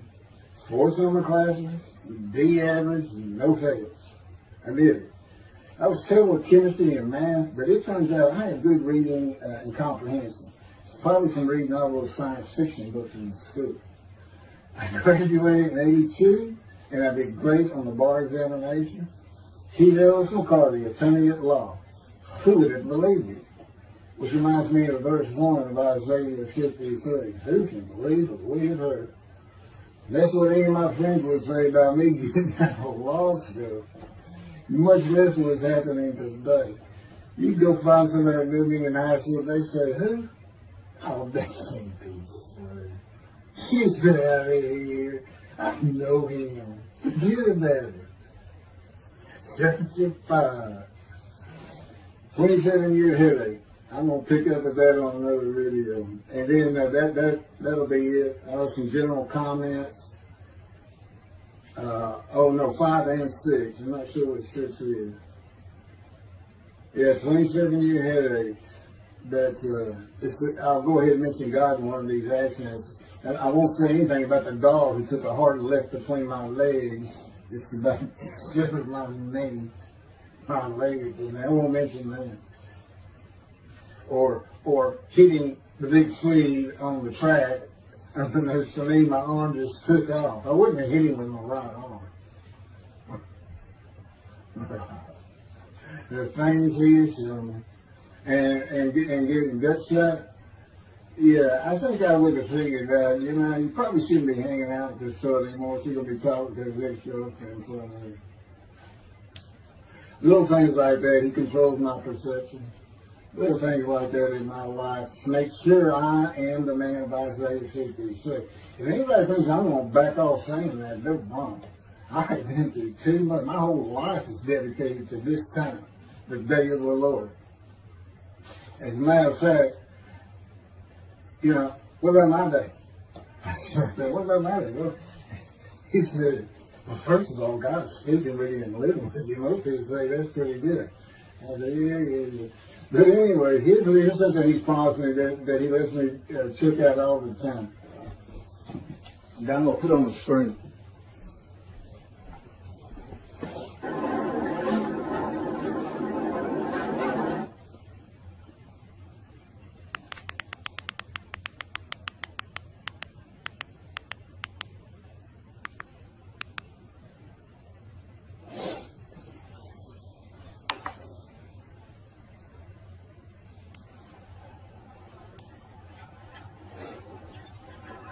The radiant GP cycles, shorties, slip-ons, code startup.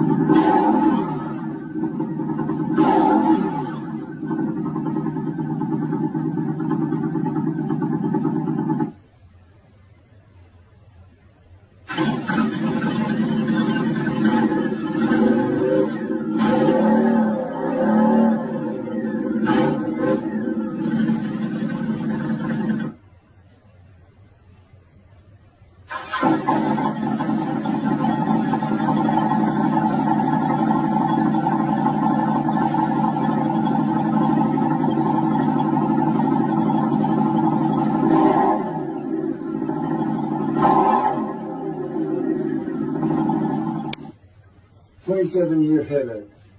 Chapter 5 of the life of God's righteous servant of Isaiah 53.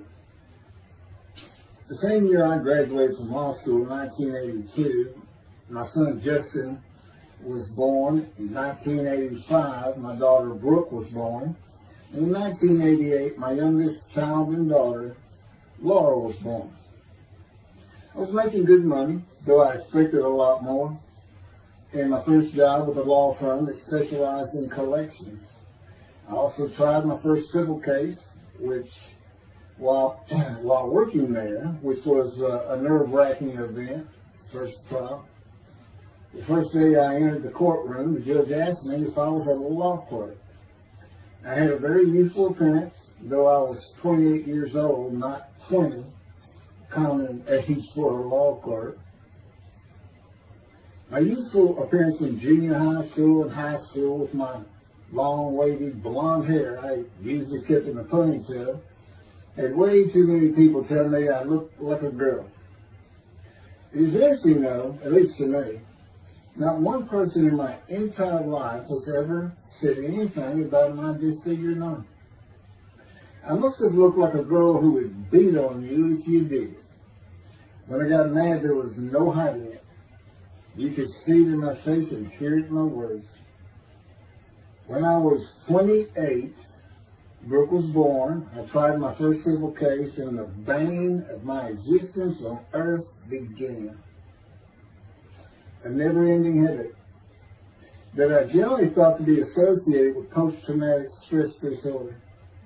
I had terrible nightmares from my youth, but now I seem to have begun grinding my teeth, causing the temporal mandibular joint, TMJ, to ache terribly during the day, and the whole side of my head, the muscular, I don't know what you call it, but underneath the skin of the skull, was always real tight. A tightening of the muscles. It was difficult to even talk to people at some points. For 27 years I had that headache. I tried everything. Even surgery on the TMJ. And another surgery where the doctor severed my upper jaw and then trisected it from my skull and spaced it to fit my lower jaw. All to know that I could not stop the nightmares and the grinding of my teeth. Mouth guards helped my teeth, but the pressure was still there. I literally feared going to sleep. I didn't want to wake up the next day sometimes because I knew how bad the pain would be there again. It completely ended my dream of being a trial lawyer. So I got an associate position in an oil and gas firm and began learning how to prepare title opinions for oil and gas companies on tracts of land they plan to drill on. Basically, a title opinion is you start insolvency, which is when the state granted the land to someone, usually great, large tracts of land, and from there you get parceled out and cut up, and I'd be chasing one small tract within a very large one almost 200 years ago in the early 1800s, and I would have to create genealogical charts of heirship, for people who died without a will. And they had to know who the family members were, and I got very good at it, and I really enjoyed it. I did a small towns throughout Texas and into their courthouses where they would keep all the records of every transaction, of every piece of land in the county. But anyway, there's an awful lot to it. I do go into it in some detail in the book, but I'm not going to for this video.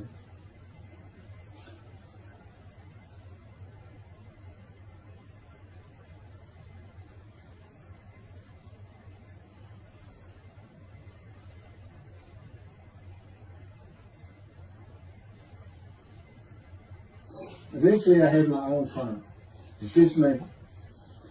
In my own office, and I was doing very well, though billing hours for title work is generally lower than other areas of the law, by the hour. But I had also been involved in multi-million-dollar sales of production between oil and gas companies, probated wills, prepared affidavits of heirship, worked with landmen to fix title defects, appellate work, including arguments before justices, plea bargaining in criminal cases for defendants, and anything else that came my way. Then it all stopped, and once again I was fighting for my life in 2001. This is chapter 6, skin, colon, and lung cancer. Oh, just, God would have me tell you, he gave me those headaches. When he came to me, I stopped having nightmares. He provides my dreams for me now, and often as a learning experience. But the grinding of the teeth, everything stopped, and I thought it was just because I wasn't having nightmares. And took away any symptoms of PTSD, for which I was receiving money from an insurance company for disability, partial disability. And that went on for about 7 years. Then one day we're out walking, year 7 of 13, and I had that headache. It just came. And I just stopped. And I said, "You got to be kidding. You did not give me those headaches." He said, "Yes, it is. It's necessary. You are considered the suffering servant of Isaiah 53. You had to suffer your entire life until you're suitable for my purpose." And that includes sitting every verse of Isaiah 53. At that time, I finally read it 7 years into all this. It was about year 2, I think. But yeah, he did. And, you know, I ended up taking painkillers left and right and drinking liquor, as so many people do. I was able to maintain, you know, my life, my work, and everything, but it was enough to put the strain on my marriage that I pretty much blamed myself for it. And I told him, I did this the only time I got hot. Disfigure me, gut shot, those things, they didn't bother me. But I said, you know, you hurt my children terribly with that. Because I became a bad father. I mean, I wasn't the father I could be. I mean, they love me and I love them. We don't have any serious risks. They're off living their lives and they're all doing great.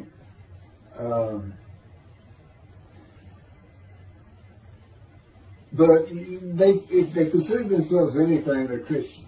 And although I don't think any of them are overtly religious, or that they're in church every Sunday or anything like that, but you know, when I started going to the conservative synagogue here in town, and I told him I was converting to be Jewish, they're pretty much just saying I would be a Jew, I guess. I'm not sure that I didn't believe in Jesus. There's probably more of it, God says. But really hasn't cost them much at all in 7 or 8 years. So, but anyway, so God gave me the headache, just to make sure.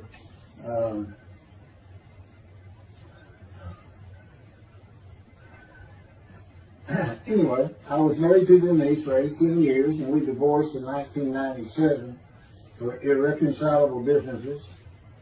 We agreed that she maintain custody of the children. The first to leave was Justin, and he came and lived with me. Then Brooke started getting in trouble, who is, as tough as she is beautiful. Her mom's very difficult to get along with. Justin was a lot like me at his age. And trouble followed him everywhere he went. Like me, he was hard to talk to, and like me, his getting out of high school was a coin flip. He's doing great. He learned the oil and gas landman business, and I helped him out as much as I could, and friends of mine helped him out even a lot more. And he's very successful. Married, no children. Laura's married, no children. She's got a great job. And Brooke is married with 2 children. I have 2 grandchildren.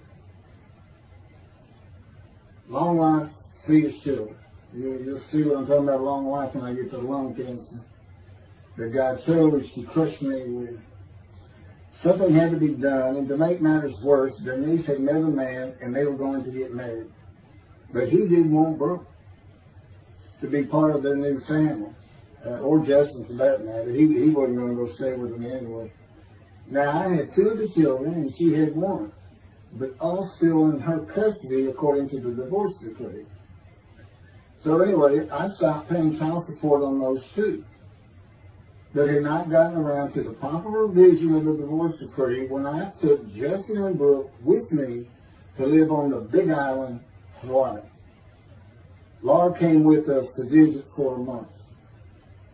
This oversight on my part resulted in Denise and now her 3rd husband filing papers in divorce court for past child support for all 3 children, for the time I had begun paying her 1/3 of the original amount. I represented myself. I had 1 contempt of court and was locked up for a day, but I never had to pay that money. By verbal agreement, I sent Laura back exactly 1 month later. I could not leave her out, and I wanted her to see where her brother and sister would be living. They were all so close and protective of each other, and still are to this day. And she was so sad. One of the hardest and emotionally painful things I have ever done was put her on the plane back to Houston. I can't think of anything else. The backdrop to moving to Hawaii was my firm was in dire need of new work. But the oil and gas industry was down. It's always up and down. And my clients were not drilling. A landman I knew called and said his sister in Hawaii, a brilliant eye doctor, but not a good businesswoman, needed help resolving creditor issues stemming from her new offices and equipment purchases. I told him it was a good time for me, as things were slow, and who's going to turn down a pretty expensive trip to the Big Island, Hawaii. So I went and took care of everything without charge, but of course everything was paid for. When I came back to live in Hawaii at the urging of the doctor that I had helped, who did not like the look of an abrasion on my chest, and it had been there for years. I was examined by a friend of hers, and it was cancer. I don't remember what the doctor called it. He removed it in surgery with a 6-inch diameter circular cut, and it was not malignant. I could practice in just about any area of the law, and all I had to do was pass the Hawaii bar exam, one of the toughest in the nation. While studying for the bar, my body, all at once, in a moment, told me something bad was wrong with me. I had been running, swimming, riding my bike everywhere I went, letting Justin have the car, and had been feeling good and strong. In a moment's time, I was weak and sick, while grocery shopping, and there was a pain in my belly and my abdomen. I did not know it, but a large tumor in my colon had burst through my colon, and I was bleeding internally. I did not go to a doctor, which I guess is my nature. That, and I did not have medical insurance. Anyone asking anyone for help unless things were at a critical stage, such as a bullet wound, was something I couldn't do. There's all kinds of personality disorders. I thought surely it would pass, and decided to just give it time and bear up to the abdominal and belly pain.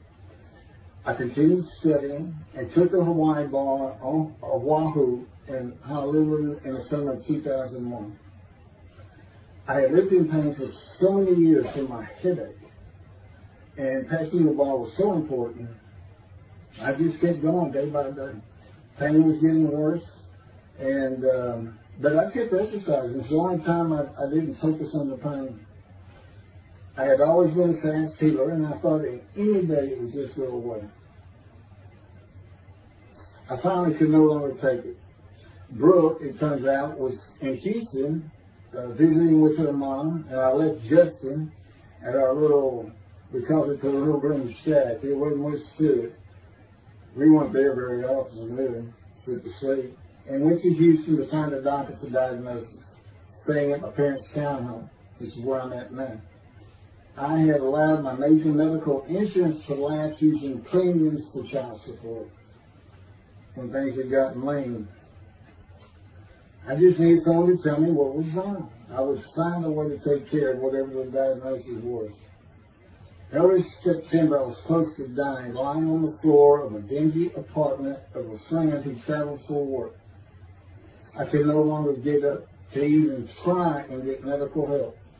And I had not told anyone how bad it had become. Then the planes hit New York. Seeing how grief-stricken so many relatives were on the news, I began to think for the first time how awful my children would feel when they found out how and where I died all alone. So I asked my father, again, taught me to ask people for things, for the money to pay for a colon examination that had been suggested by a doctor at one of those clinics you find in a strip mall, the only places I could afford. The doctor who performed the colonoscopy finally found what was making me so ill and unable to eat. A malignant tumor 6 to 8 inches long that had burst through my colon and I was bleeding internally. You know, I come out of anesthesia, partial anesthesia, and he's holding this picture, and it's this great big purple blob, and I couldn't get the scope past this. It's not a good way to wake up. To say it crushed me in my life is an understatement. The pain, the weight loss, inability to eat, all I could do was drink calorie drinks. Began about 4 months before the colon examination. There was 4 months of sheer pain. But as it turns out, I did pass the Hawaii bar exam. It was now early October 2001. The doctor told me, look, you don't have insurance. Go to Bentoff Hospital. That's the hospital I went to when I got gut shot. Gunshot. I prefer gut shot. It sounds good. Forget it, man. And he gave me the picture from the procedure showing what he could not get the scope past. He's shaking his head and saying, you should have come in much earlier. So I went to Bentown thinking I was here in 75 on October 5, dying, but I did survive. And here I am again on the first week of October 2001. I showed the pictures to the admitting nurse. Instead of them sending me to the waiting room, she just looked at me and she said, Mike, this is a public hospital. I mean, you can wait all day long to have a cold check. She looked at me and said, why did you wait so long? And how are you still alive? And I told her, I have no idea. She did not send me to the waiting room. They had an orderly take me immediately to a room. There they hooked me up to a morphine machine where I could hit a button at a time interval I can no longer remember and receive a small dose. I do know I never missed one. I was very depressed. My parents who waited in that line for admittance with me looked so sad and depressed. It was not one of my better days, though I finally had some pain relief. Day after day, I lay there waiting for the next test they would run. It was during this time I received notification that Denise had filed papers in the divorce court to recover monies for the time I was taking care of 2 of the children. It's also when I received notification from Hawaii that I had passed the bar exam. So, Bentoff Hospital, what a lifesaver. I mean, young surgeons in like Baylor University, medical schools, it's a prime position to get your hands on if you're going to be a surgeon. Because you're in surgery all day long and all night long, as long as you can stand up.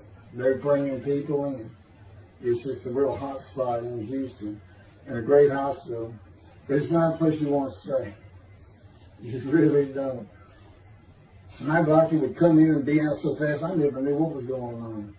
He did tell you my previous surgery to my abdomen, where they opened me up from stem to sternum, complicated removal of the tumor. On October 25, my son's birthday, who was now stuck in Hawaii, They cut me open again and removed the tumor. It was about a week or so later, I was released with a schedule for chemotherapy. I returned to the dingy apartment all alone, and I just stared at the television for weeks. I did, and chemo was so depressing for those who had to go into a small room with big chairs for about 20 people who all looked like death, including me. Everyone with an assortment of bags of chemo dripping into our arms for hours. It took about 8 hours before I really got sick from it. And I had to park a long way to avoid paying for parking and drive a long way to the apartment. It was a very gloomy fall in winter. When I completed my chemo of once a week for 6 or 9 months, more tests were scheduled. I do not remember how many months the chemo lasted. I do remember I did not finish, missing the last 3 sessions. At the end, I could not get out of the door without bursting into tears and just not going. It just wore me down to nothing. On the right side, it was my door. I had my own apartment called the Loft. It was brand new and very nice on a bayou close to downtown Houston with a running trail alongside it and lots of woods near Memorial Park where I had been running a 3-mile circuit since high school. I returned to being told to follow-up tests, including x-rays of my chest, and the colon cancer had not returned then and to this day. The chest x-rays were another matter entirely. The doctor told me he had bad news and showed me the x-rays telling me the white spots I was seeing was cancer. They were everywhere. Lung sort of cancer, he said, at a stage I could not be treated with any success. My dad was with me, and I asked the doctor, well, what does that mean? And when he said you need to prepare for death, the look on my father's face was so sad and hurt at the same time I'll never forget. And we've been through some tough things in this house, every house we've been in. It didn't affect me one bit. I did not feel anything. I was too beat down from the chemotherapy repair I did. God tells me I had a lot to do with that. And it's like I just, no matter what they said, I didn't think I was going to die. But I didn't know that. I just wasn't having that conscious thought. And that's what he had a lot to do with that. And of course, he hadn't spoken to me yet. I had never seen a doctor for cancer or any other ailment since that day. I had to get Justin home was all I thought about. But I needed money. I found an old client that needed a tile penny for a drill site well. I struggled through that and got my boy back to Houston. And it was tough. I was so weak. And it's been so long since I really had done any title work. And just going to pick the work up and visiting with the client was the major to-do for me. But we got there and I got Justin home and he went to live with some childhood friends. This is now 2002 and going into 2003. I just walked all over the running trails in a 3-mile loop at Memorial Park and in the woods day after day. I didn't think about dying, but I did start. But I did not think about suicide my law practice either. I watched a lot of television and played video games. I watched the Tour de France for the first time and got inspiration from Lance Armstrong.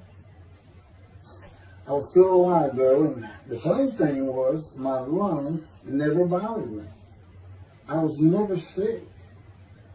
It's because God had already removed it. After I got the news I was dying of lung cancer, he took them from me. That's what he tells me. And I don't have any symptoms. Well, you'll see right here, in 2005, I picked up some title work here and there and made an office out of my loft. I bought my first motorcycle, soft-tail lowrider Harley Davidson. First time in many years I was happy. I love riding that bike. In 2006, I did some landman work for standard day wages and began dieting and running.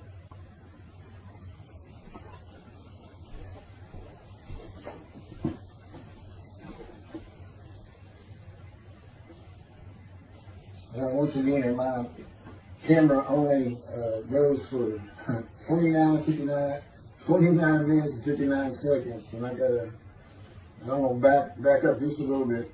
In 2006, I did some land work for standard day wages and began diving and running. I had never been a swimmer in terms of training for it. I love the water and swimming, but I never trained with laps of different paces and various distances. Mostly because I was so slow, because of my right arm. I was reaching an age, though, where endurance in my running was more important than speed. And so endurance swimming was too. In Hawaii, I had seen the athletes come to Kailua Kona, where we live and where the Ironman Triathlon begins and ends. Matter of fact, my little green shack was just right on the route where they start. That was a fun week. It was amazing watching the athletes train and prepare for the race. I would think to myself, a human being, the human body cannot do what they are doing. Yet they were and they did. It's just amazing. I decided to learn how to swim more efficiently and how to train for distance and endurance. Get a regular and triathlon bike and innocent triathlons. I was still alive and finally a direction and purpose in my life. Training every day for long periods of time. It really helped with my headache and I slept better. In 2007, I signed up for the March 30, 2008 Lone Star Half Iron Triathlon in Galveston, Texas. And the October 5, 2008 Longhorn Ironman 70.3 in Austin, Texas. You cover 70.3 miles, and you got to do it under 8 hours. And I did real well in the first one. As far as my time, it's 7 hours and a little bit, but I barely made it without disqualification in the one in Austin. And it was primarily because of the hills. It's this very hilly area in central Texas, I did. But I did make it, and swore I'd never do another one. But I did that after the first one too. It's tough. My insurance is still paying for my inability to work, primarily based on the headaches and a diagnosis of PTSD. So I was not working, and I got real serious and trained to swim the 1.2 miles in the ocean. And that would be in Galveston and in a lake in Austin. 56 miles on the bike and a half marathon, 13.1 mile run. That's what I was able to do with a diagnosis in 2001 of lung cancer that could not even be treated, stage 4. And that's just about impossible. It would take a miracle of God for that to happen, because generally you're going to die within 1 year.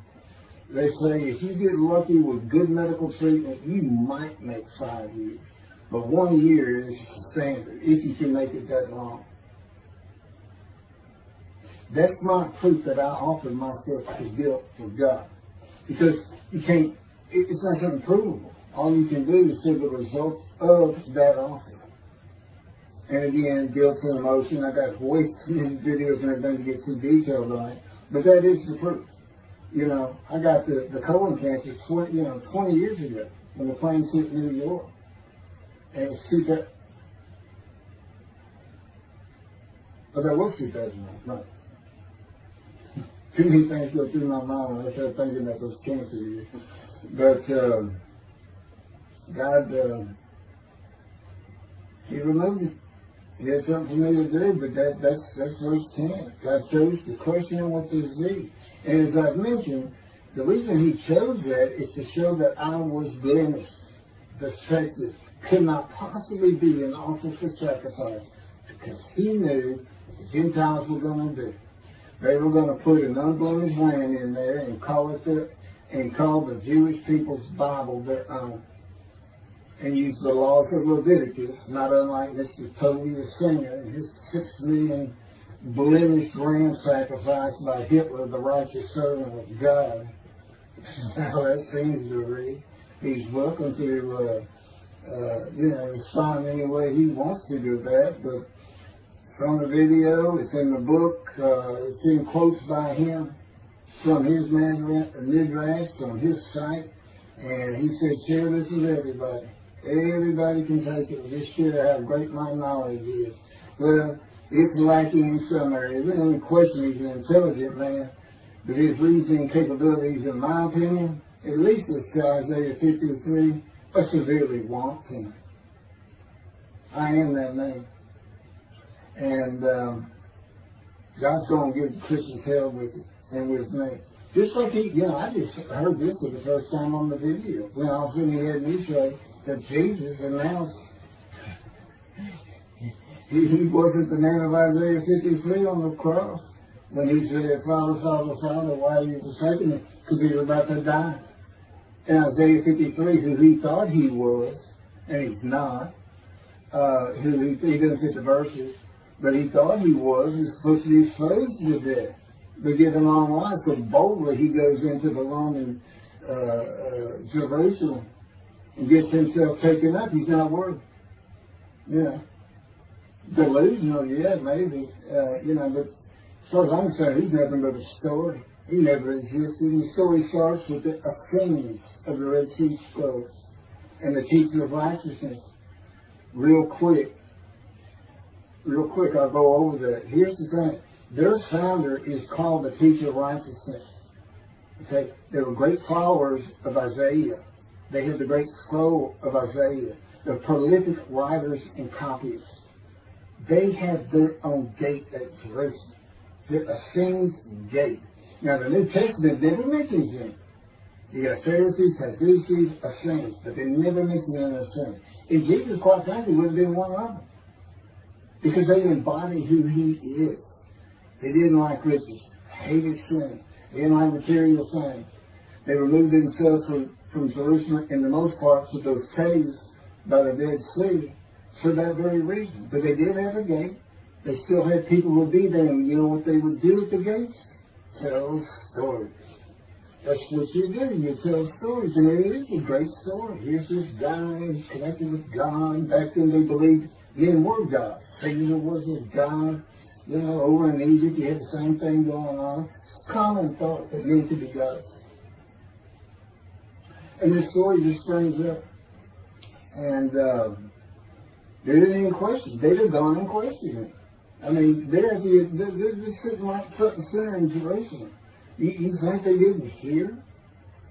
This man walking on water, raising the dead, feeding 5,000 with 2 fish and 5 loaves. Turning water to wine. That alone, Rome would have said, Caesar would have said, he does what? He turns water to wine. Bring him to me. Don't touch a hair on his head. You don't kill the man who turns water to wine. You send him out with your arms. Make your men happy.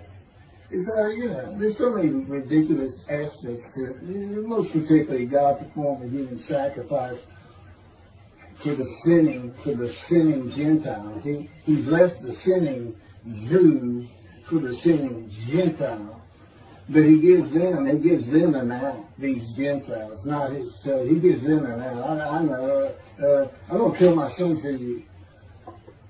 So that you'll be forgiven of violating my commandments and laws. If anybody knows God, and the Jews do, and I know him like nobody's business, that's not him.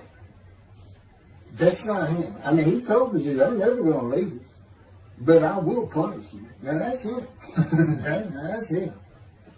And he'll put you through hell just to make you a better person, a better people. And he has no plans to change it, man. He's not going to change the minds and the thinking of billions of people to make them love the Jew. He's just not going to do it. And the practicality is, he didn't create man for him to even be able to do that. Now, he could have created humanity where he could do that. He could change the mind of everybody at the same time. I'll tell you on this, he's been working on my mind for 13 years. It is one brutal compromise. It's a very one-on-one affair. Now, he says, now, I could just kill everybody. I mean, that's easy enough. That's easy. I could just kill everyone, but He said, that's why, it's all about this. You got to know how to read the Bible. It's written for antiquity first, and the Dark Ages, and then the Age of Enlightenment. I mean, basically he's saying you've got to go back over it. You've got to check these guys. You've got to check Rambam and his speech. God's going to make the world speak Hebrew. Or, they will be refused. But you got to check some of this stuff. And I read Rashi's, I went through his Isaiah 53 main grass, and all I can say is very unimpressed. I see what he has to say in Malachi. He didn't pick up on any of this. He didn't know what the angel of the Lord is, the angel of the covenant that you desire. He doesn't know how Moses goes by, a burning bush is not consumed, the angel of the Lord is in there, and God speaks. I do. To me, it's just like, well, you just get some basic concepts, and all of a sudden, and quite frankly, it'll open up the scripture to the Jews. They can put the Talmud aside for a little while. But I will say this. God says, if you can study it, study it. There's all kinds of great things in it. Just be real careful about what you teach from it. And it's useful for heaven. If you like to talk about Talmud as a scholar with other Jews, who may very well be in scholarly remembrance with you, you can meet up with them. Just see them in the meeting places, have them over to your room. Y'all can watch the new earth being created and the new peoples of God chosen, and watch the evolution of the chosen people. And humanity, the same as this one. God says, why would I change? Why would I change it? When I did it, it's perfect. And you can tell me sooner that the evolution that he's talking about, where all of a sudden the world's going to love the Jews, been going on for over 3,000 years, and it hadn't even, and today anti-Semitism is up, and David is here. It's not going to happen. Thank you very much. I will be doing, is that 5 and 6? Yeah, that was 5 and 6. Now the book picks up at chapter 7. It's on video when God first speaks to me. And it's just very interesting. And we'll still be putting some videos out. But I've pretty much covered all the major material. Everything from Isaiah 53, the day of the word, Lord. There's a few more things. And it's a better read than it is a video watch. But, for those who like to read. But it's covered very well in these videos. And now that I put in the personal part in, which is to show how I see Isaiah 53, and you see the difference in my life. Now that's a life of suffering. That's a life of pain. That's a life of familiar with disease. They say, gee, when he died on the cross, he stirs. He was stirs, and this and that. You know how much he suffered in his life? I mean, he's not even in the conversation as a man of suffering. He's not in the conversation. Thousands and thousands and thousands of people died horrific deaths back then, and by crucifixion. That's the only one. This is descriptive of a man and his life, so you can find him, identify him. And what did he do? He never suffered. He's never sick, ever, until the last day of his life. 30 years old, he's got one day, but under his belt is pain and suffering. To me, that's not, you're not even in the conversation. I mean, this is nothing. That's not being suffering. That's just, you have a bad death, sorry. You got whipped first. You got whipped. One gospel says that the scourging was an open-handed slap to the face. Now, the other three do say scourge. But then every movie you see, he's carrying that cross, he's all whooped up and bleeding, this and that. He carries the cross in one gospel only. In the other three, it's carried for him. And then he's on the cross, and what does he do? Father, Father, why are you forsaking me? And then the gospel says, one of them, and then he gave up the ghost.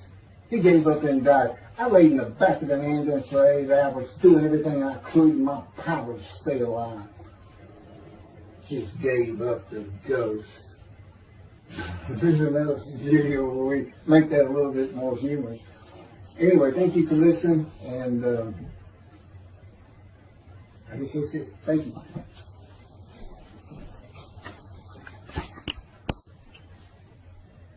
This is a video that leads into a brand new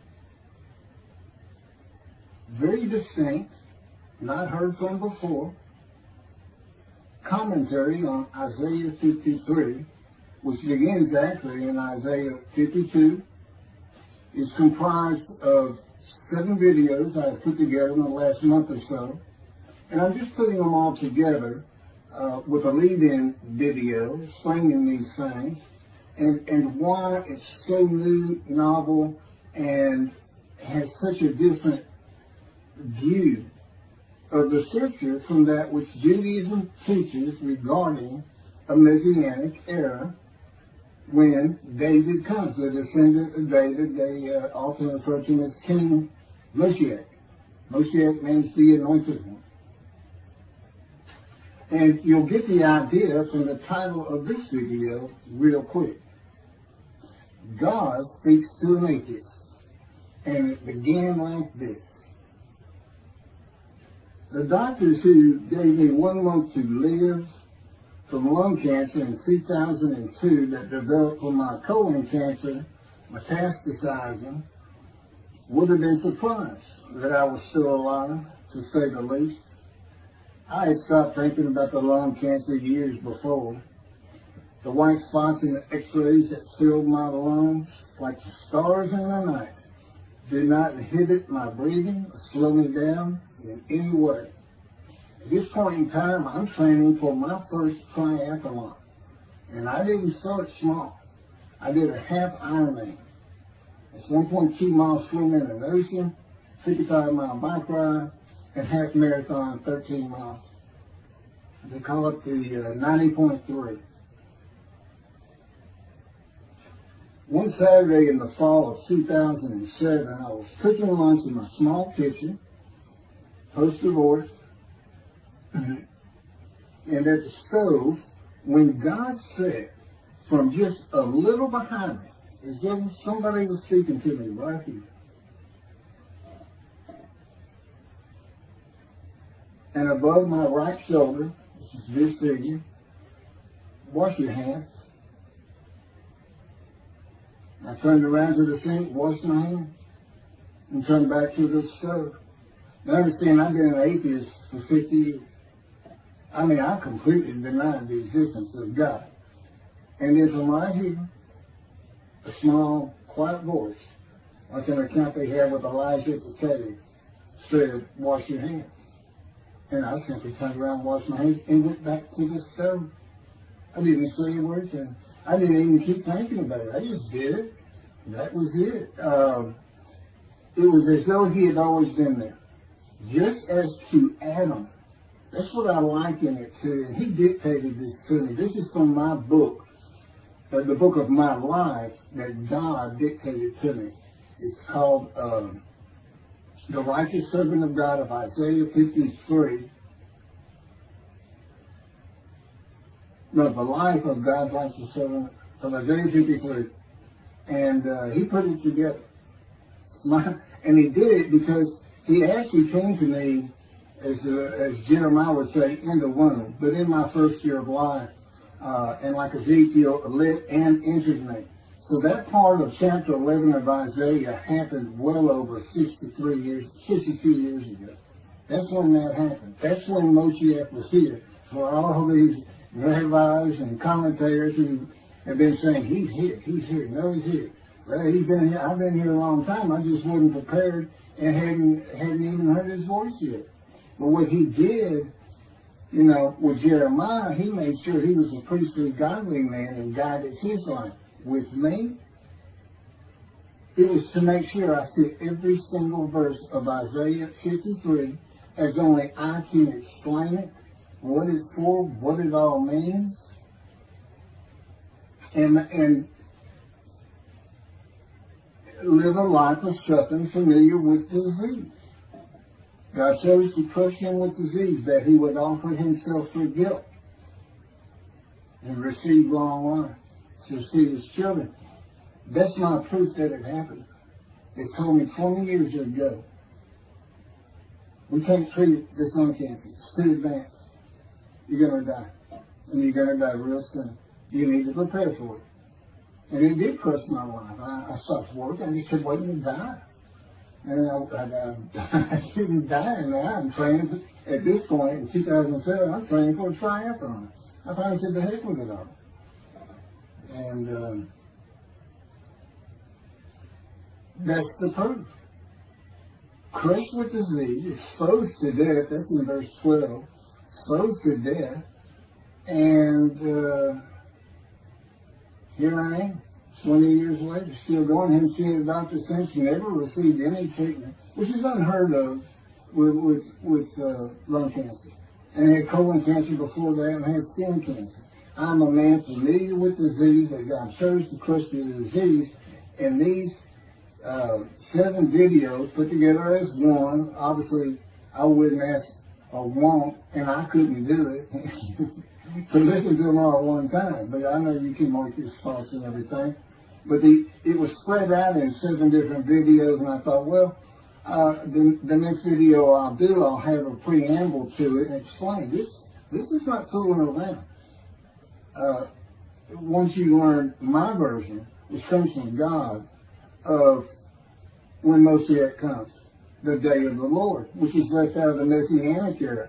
But if you ignore me, God says, as my role as Elijah, God says, when he does return to his temple suddenly, it's going to be with, and it's not there, it's going to be with utter destruction to the land. Okay, all this is explained, so I'm not going to keep going in detail and carry on with God first speaking to me, but it was as what Adam would have felt like.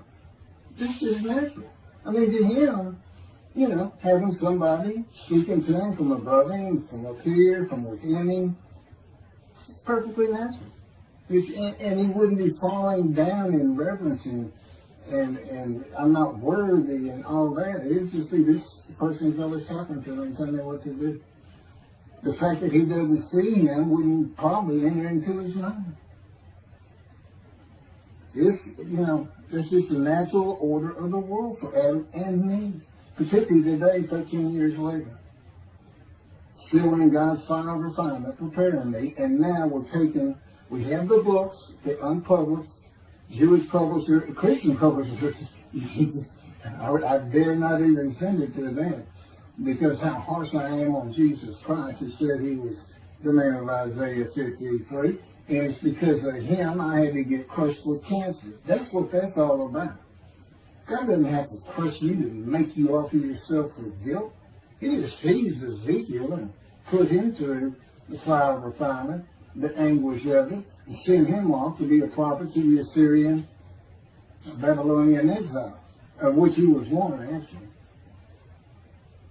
Ezekiel, the book of Ezekiel is the key to Isaiah 53. That's my backer. See, God, these videos, everything, the way where he put the angel of his presence and Holy Spirit, that Judaism doesn't recognize. A host of the Lord's host. It's in the book of Joshua, one time. He did it so they wouldn't find it. He knew what this was going to be about. These are my proofs. This is what it's all about. He set it up for me to be this controversial. You just got to take the Messianic era of Judaism and toss it out the window. And you'll understand why, when God has me explain it to you, he controls everything I do, think, and say. Finishing preparing lunch and ready to watch a Texas A&M football game, I headed to the living room, and God said, "Get a napkin."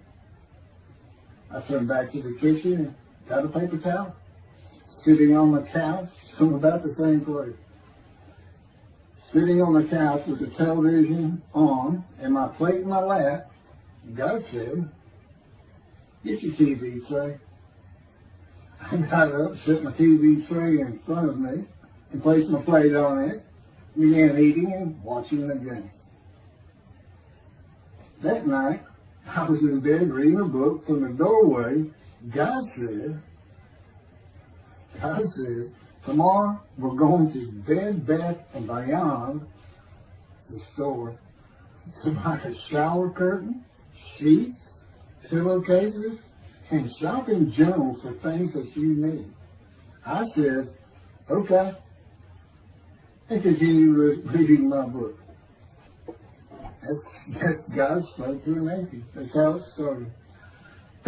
We call it the early years now. Talk about it. It was so different from the way things are and all the same in the same breath. And I have since done this. It was by his power upon my emotions and thoughts that his presence with me was though he had always been there. In other words, when you read in the Hebrew Bible, God calls somebody's name like little Samuel, and he says, here I am. Here I am. Now there's some accounts of people falling to the ground, but he can put a silent knowing to you. He can put knowledge within you, your mind, where you never hear a word from it. In other words, put into your mind the God of all creation is about to speak to you. And he doesn't have to say, stay calm. He controls emotions. He's saying, Keith, I created emotions. And there's nothing I can't do with yours, and believe me, it's been proven to me. I'm not going to get into all that. This story goes on. It turns out he had been like Jeremiah from the womb. Let me pass by that. I've never been affiliated with any church or synagogue. I've never had any teaching from yeshiva or seminary. Throughout my life, I did not. Let's say it this way. I was the actual opposite of Jesus Christ. Actual opposite. I'm a sinner. You know, I mean, he took me back. He said, look. You know, because I said, well, I wasn't that bad of a sinner. I was. He said, still it. Still, he go off in vision like the story of Scrooge and the Ghost of Christmas Past. I said, I so get smart with him. This is just talking friend to friend. I can talk to him like he's just a buddy sometimes. There is a line I know not to cross. I said, why would you call that a sin? Why is that a sin? He said, Keith, it's a sin. You lied. I said, you did do it. If I didn't lie, I was going to jail. He said, but that don't make it good. I said, well, which comes first? Going to saving yourself? Or lying? And so what? I didn't believe in you anyway. I wasn't worried about going to hell either. I didn't think about this thing. He said, man, I didn't let you. That's why I was with you from the get-go. He wanted me to be fresh. No preordained, settled in thoughts and beliefs on anything. Of course, I grew up in Texas for the most part, so it would have been Christianity. I didn't associate with anybody who was religious. I didn't even know what the term Jesus meant. I didn't even know that Jesus died for my sins, supposedly, in their theology. And I didn't know that there was a problem between Judaism and Christianity. Jews and Christians, I didn't know that. I had plenty of Jewish friends. And, you know, I was in the late 60s, 70s, my formative, going into my teen years, and, you know, we treated everybody as an equal. I never thought about it. Including African Americans, who in my day, we just said blacks. I guess it doesn't go anymore. But they're great friends of all kinds. My best friend, I didn't even know he was Jewish until I saw him on Facebook 4 years later. But anyway, let me jump ahead. Okay, this is how God communicates with mankind. This is what the prophets are all about. It's not just Ezekiel, a spirit lit and entered into me. At that moment, God was speaking. And then he says, at that moment, a spirit entered into me, and then I could hear God's words. So he's saying, and that means God is in his spirit. And it's just imagine the presence of God is his mind, and it is composed of elements of the unseen realm that we can't understand, and spirit he created, and the angel of the Spirit, the Holy Spirit, he created. But that's completely different elements. His presence is different from God's presence. But they're like big clouds, and they can float together and be as one cloud. Okay, that cloud is what descends upon you. They are within me and without me. If you, this audience, was in a room with me, they would envelop you all around you. You'd be in the presence of God. The difference with me in that room is that that cloud engulfs me, flows through. It's within and without me, as though there's no break because of my physical structures. My little spirit is a little cloud that also drifted in. That's what it is. And it happened with all the prophets. If they spoke God's words, he was talking to them. He was telling them, write this down. Write this down. All these 20 books or so, the books of the prophets. Ezekiel, write this down. Set this up. Jeremiah, write this down. See, the time is coming. Well, that's the time in Malachi. It all comes together, and you'll find it in all these videos. So, and it doesn't just include Moses and the prophets. The man who wrestled with Jacob. Jacob says he wrestled with a man in divine being. Well, you know, Judaism doesn't acknowledge the Holy Spirit as a person, which is beyond belief, because there's so many references that this is clearly a person, the angel of his presence. But it's just God going to a man saying, hey, wake up, I'm the God of this land. See this man over here sleeping? His name's Jacob. He's got his head on a rock. Go jump on him and start wrestling. Don't worry about it. I'm going to orchestrate the whole thing. You'll be fine. And the guy would have said, yeah, I am. Let's go. That's how he does. That was, and Judaism says the man in divine being is an angel. No, he's not. That'd be like saying, I'm an angel. And you wouldn't want to say that. Well, you wouldn't want to say it to me before he came to me, because that'd be mad. I had a hell of a temper, just like Moses did, and like Ezekiel did. And God knows how to knock it out of you, to where you smile and laugh a lot. Because I never used to.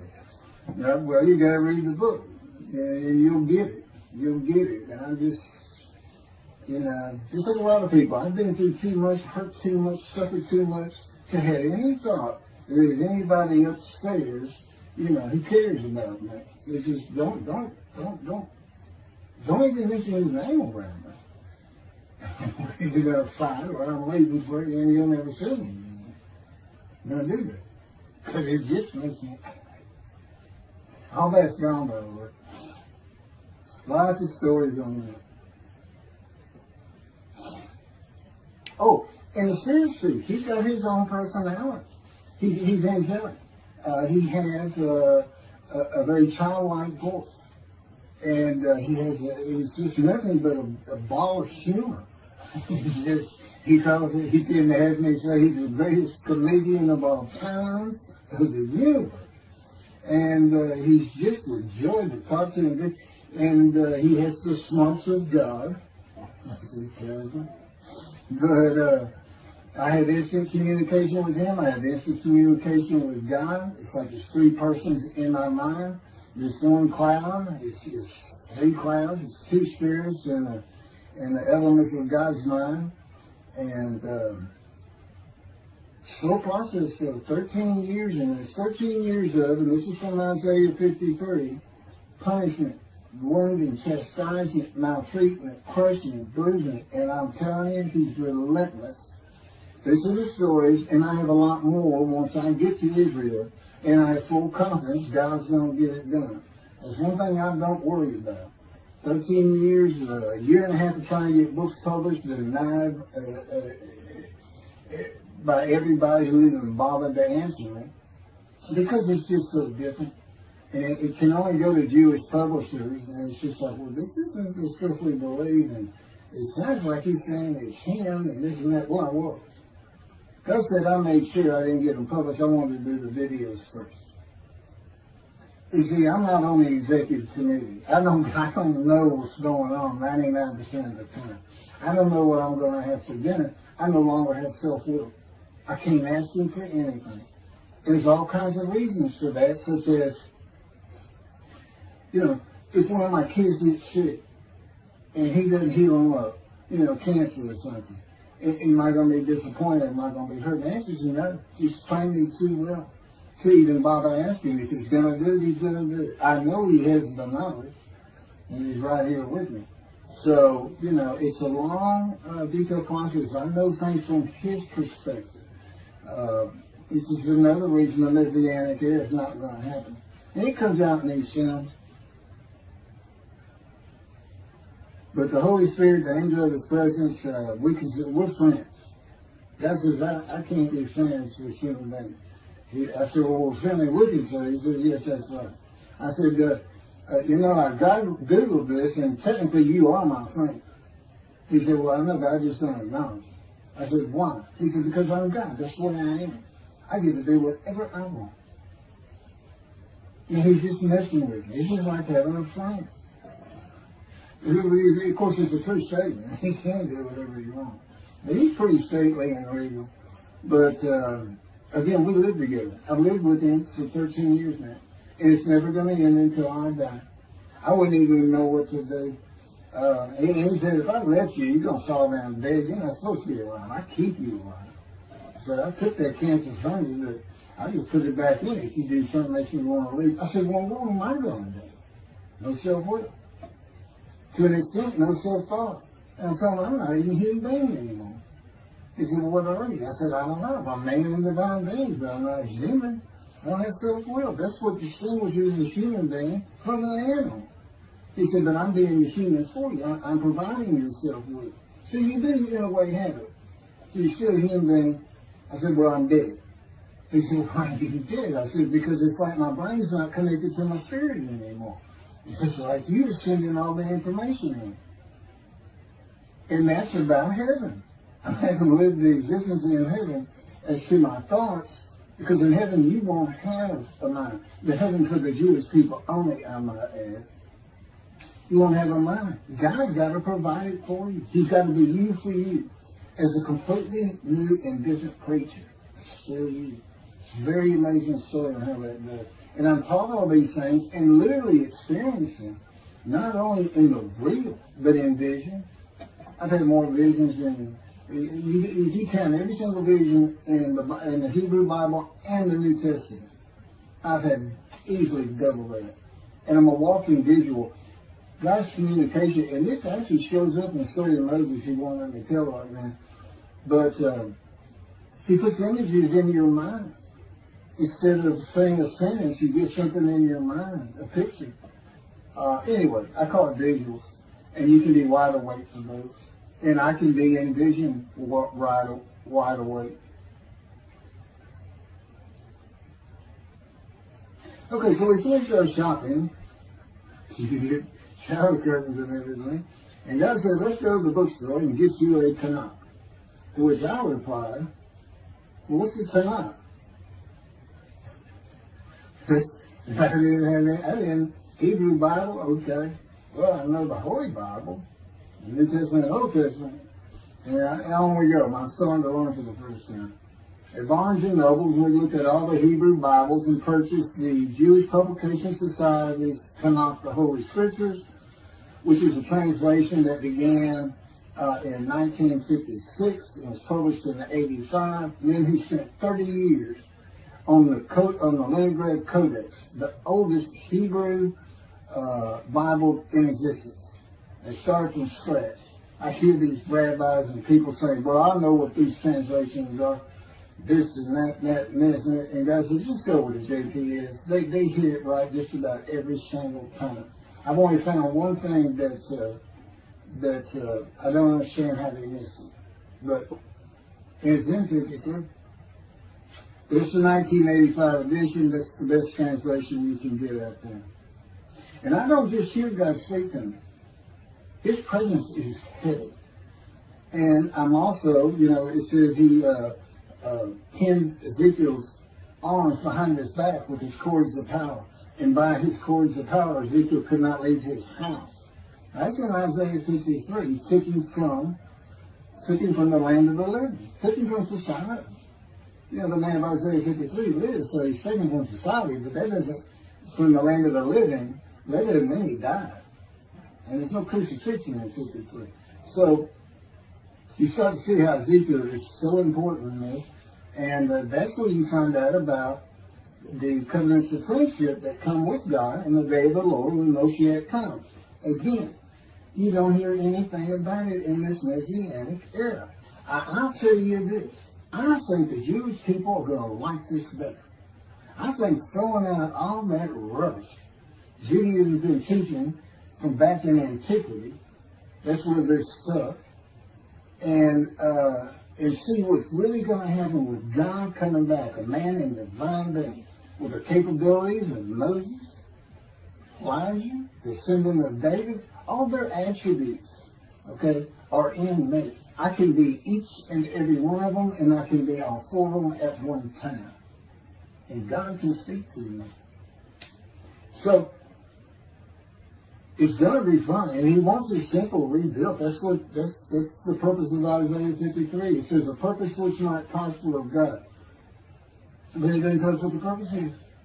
Well, we find it in Malachi 3. I sent my messenger before me to clear the way for me, and I shall return to my temple suddenly.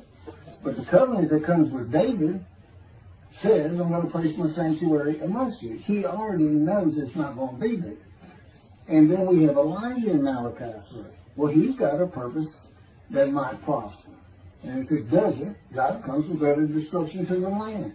And again, you don't hear it with the Messianic era.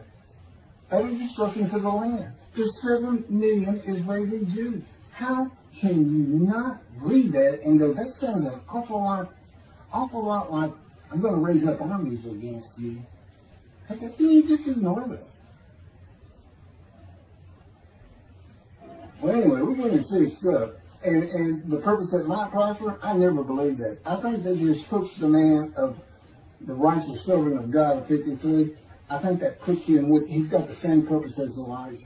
Elijah is supposed to bring the families back together through the laws and teachings God gave Moses, or being mindful of them. That's the new covenant. It's an amendment. It's an amendment that also has a new inclusion of sin forgiveness.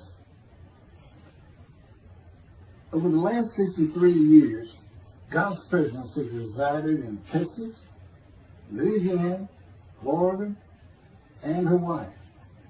And he is more than ready to return to his land, Israel. Because wherever I am is where his presence is, and those are all the different states I lived in over this time period. Wherever I go. As a matter of fact, if you see me in Israel down at the old city or down at Tel Aviv, you can turn to your friend and say, hey, I know where God is. I say, really? I thought he left. Some people say he died. I said, no, you see that guy over there? He's all around that guy. And some say inside too. That's what it's going to be like. God said, when is Israel? We're never leaving again. I said, I want to see Great Britain. He said, it's like, did you just ask for something? I was like, oh. Yeah, that's good. I hope I fry if I hit the border and cross over. I hope I just burn up. It's in a combustible flame. But anyway, that's where he wants to be. And I'm sure he's going to get there. This purpose that might prosper, again, I think it just shows the purpose of the righteous servant and a purpose of Elijah. Because he knew I was going to be teaching. There's only, in the day of the Lord, as you would imagine, he wants to have all the prophecies fulfilled, be done with the prophecies. And there's only a handful, 4 men to come that we've never seen. The descendant of David, prophet like Moses, Elijah, and of course the righteous servant. We only had one description. Even the sages knew you got to have a description of the descendant of David. It's Isaiah 53. They called him in the Babylonian Talmud the leper scholar. You see me referencing it on just about every video. In other words, I'm saying, look, it's not Jesus, it's not the people of Israel that's taught today. It's this guy from the Talmud that just hadn't come yet. You just didn't know, didn't have a man that fit the description. Well, you do now. And two covenants. The friendship covenant, which is actually in two parts, Ezekiel 34 and Ezekiel 37. One part of which is, I'm going to put my sanctuary amongst my people. And the other part, interesting enough, has to do with the land blooming again, which is Jeremiah 31. See, a time is coming, the land will bloom again. See, a time is coming, the cities after desolation of many years, 2,000 plus actually, will be restored and Jerusalem rebuilt. And the Jews shall never be defeated again. Okay, now we just talked about other destruction, likened to armies being raised. But here it is in this friendship covenant, in this, Jerusalem being rebuilt. If that's done, then you'll never be defeated again. So, you look at it and go, well, there's kind of a problem between those two. And what I think it means is he's going to get the temple built now that Jerusalem's been rebuilt and he's come. That this might prosper, because it kind of gets it. So what is the purpose of God might prosper? Who thought you could do everything? And he said, well, in large part, my people got to listen to you. They got, especially the rabbis, they never listen to my prophets. They're all full of themselves. And they know everything. Well, he starts getting angry. And see, that's not good for me. Because all of a sudden he wants to make me better, which means suffering. You gotta keep them away from those movies. I feel the spirits. They're not funny. Get the funny guy around here. We talk friend to friend too. Well, anyway, I'm gonna let you. There's a lot more, but this story is in my book. Hopefully, after spending time and understanding who I am, and this is here. It's happening. I don't care what the rabbis think or say. Look, I'm a prophet of God. I'm a man in divine things. If I say something contrary to what they think and say and believe, they're wrong. Automatically. It's a given. Because God is telling me all these things. It's his book. They're wrong automatically. And he is livid that I'm having this problem with Isaiah 53 being the people Israel. Well, it's in the videos, but you ought to see the arguments they really put back before that, for Isaiah 53:10 and other verses. Rabbi Tobias Sandrab's Judaism, he went Christian. The Christians went to the laws of Leviticus, animal sacrificial laws, and said Jesus is the unblemished lamb. That's why, and they're using, Leviticus where you could offer a lamb and for unintentional sins, but nevertheless, they turned it into, he was a human sacrifice, which he says himself. He says, God no longer wants bulls and goats for sin. He prepares my body for sacrifice. He's really sacrifice, and God made the sacrifice to Gentiles so they didn't have to obey his commandments and laws. From an atheist who comes in with no religious background, I read that and I look up face to face with God wherever he is that moment. And I say, you gotta be kidding me. People believe this? He said about 2 billion right now. So I'm not gonna try and tell you how many there's been in 2,000 years. God made a human sacrifice to me so I can go to heaven and I can go kill somebody if I want to. I can go beat my wife and my kids. I said Jesus again. God was teaching me the New Testament, and this guy at one of these mega churches came up to me and says, if you do accept Jesus Christ, you're not just forgiven of all sins that you have committed. You're forgiven of every sin you're going to do in the future. I said, really? He said, yes, really. He said, Jesus knows you're going to do it, and he already forgave you. I said, what? Okay. So, if you're a Christian, you can just sin all the time, because Jesus knew you were going to do it. I hadn't actually heard that taught, but that's the effect of it. Okay. This year in Jerusalem. Enjoy the books. Don't try to look at the video. Don't try to watch them all at one time. But what I did is I put them together for you in the order they should be. And I just thought it'd be easier. And we're kind of coming to the end of our videotaping for a little while, it seems like. Again, I'm not on the executive committee with God and His Spirit. I never really know what we're going to do next. And the books are at keithmccarty.wordpress.com. You can find that on my YouTube channel.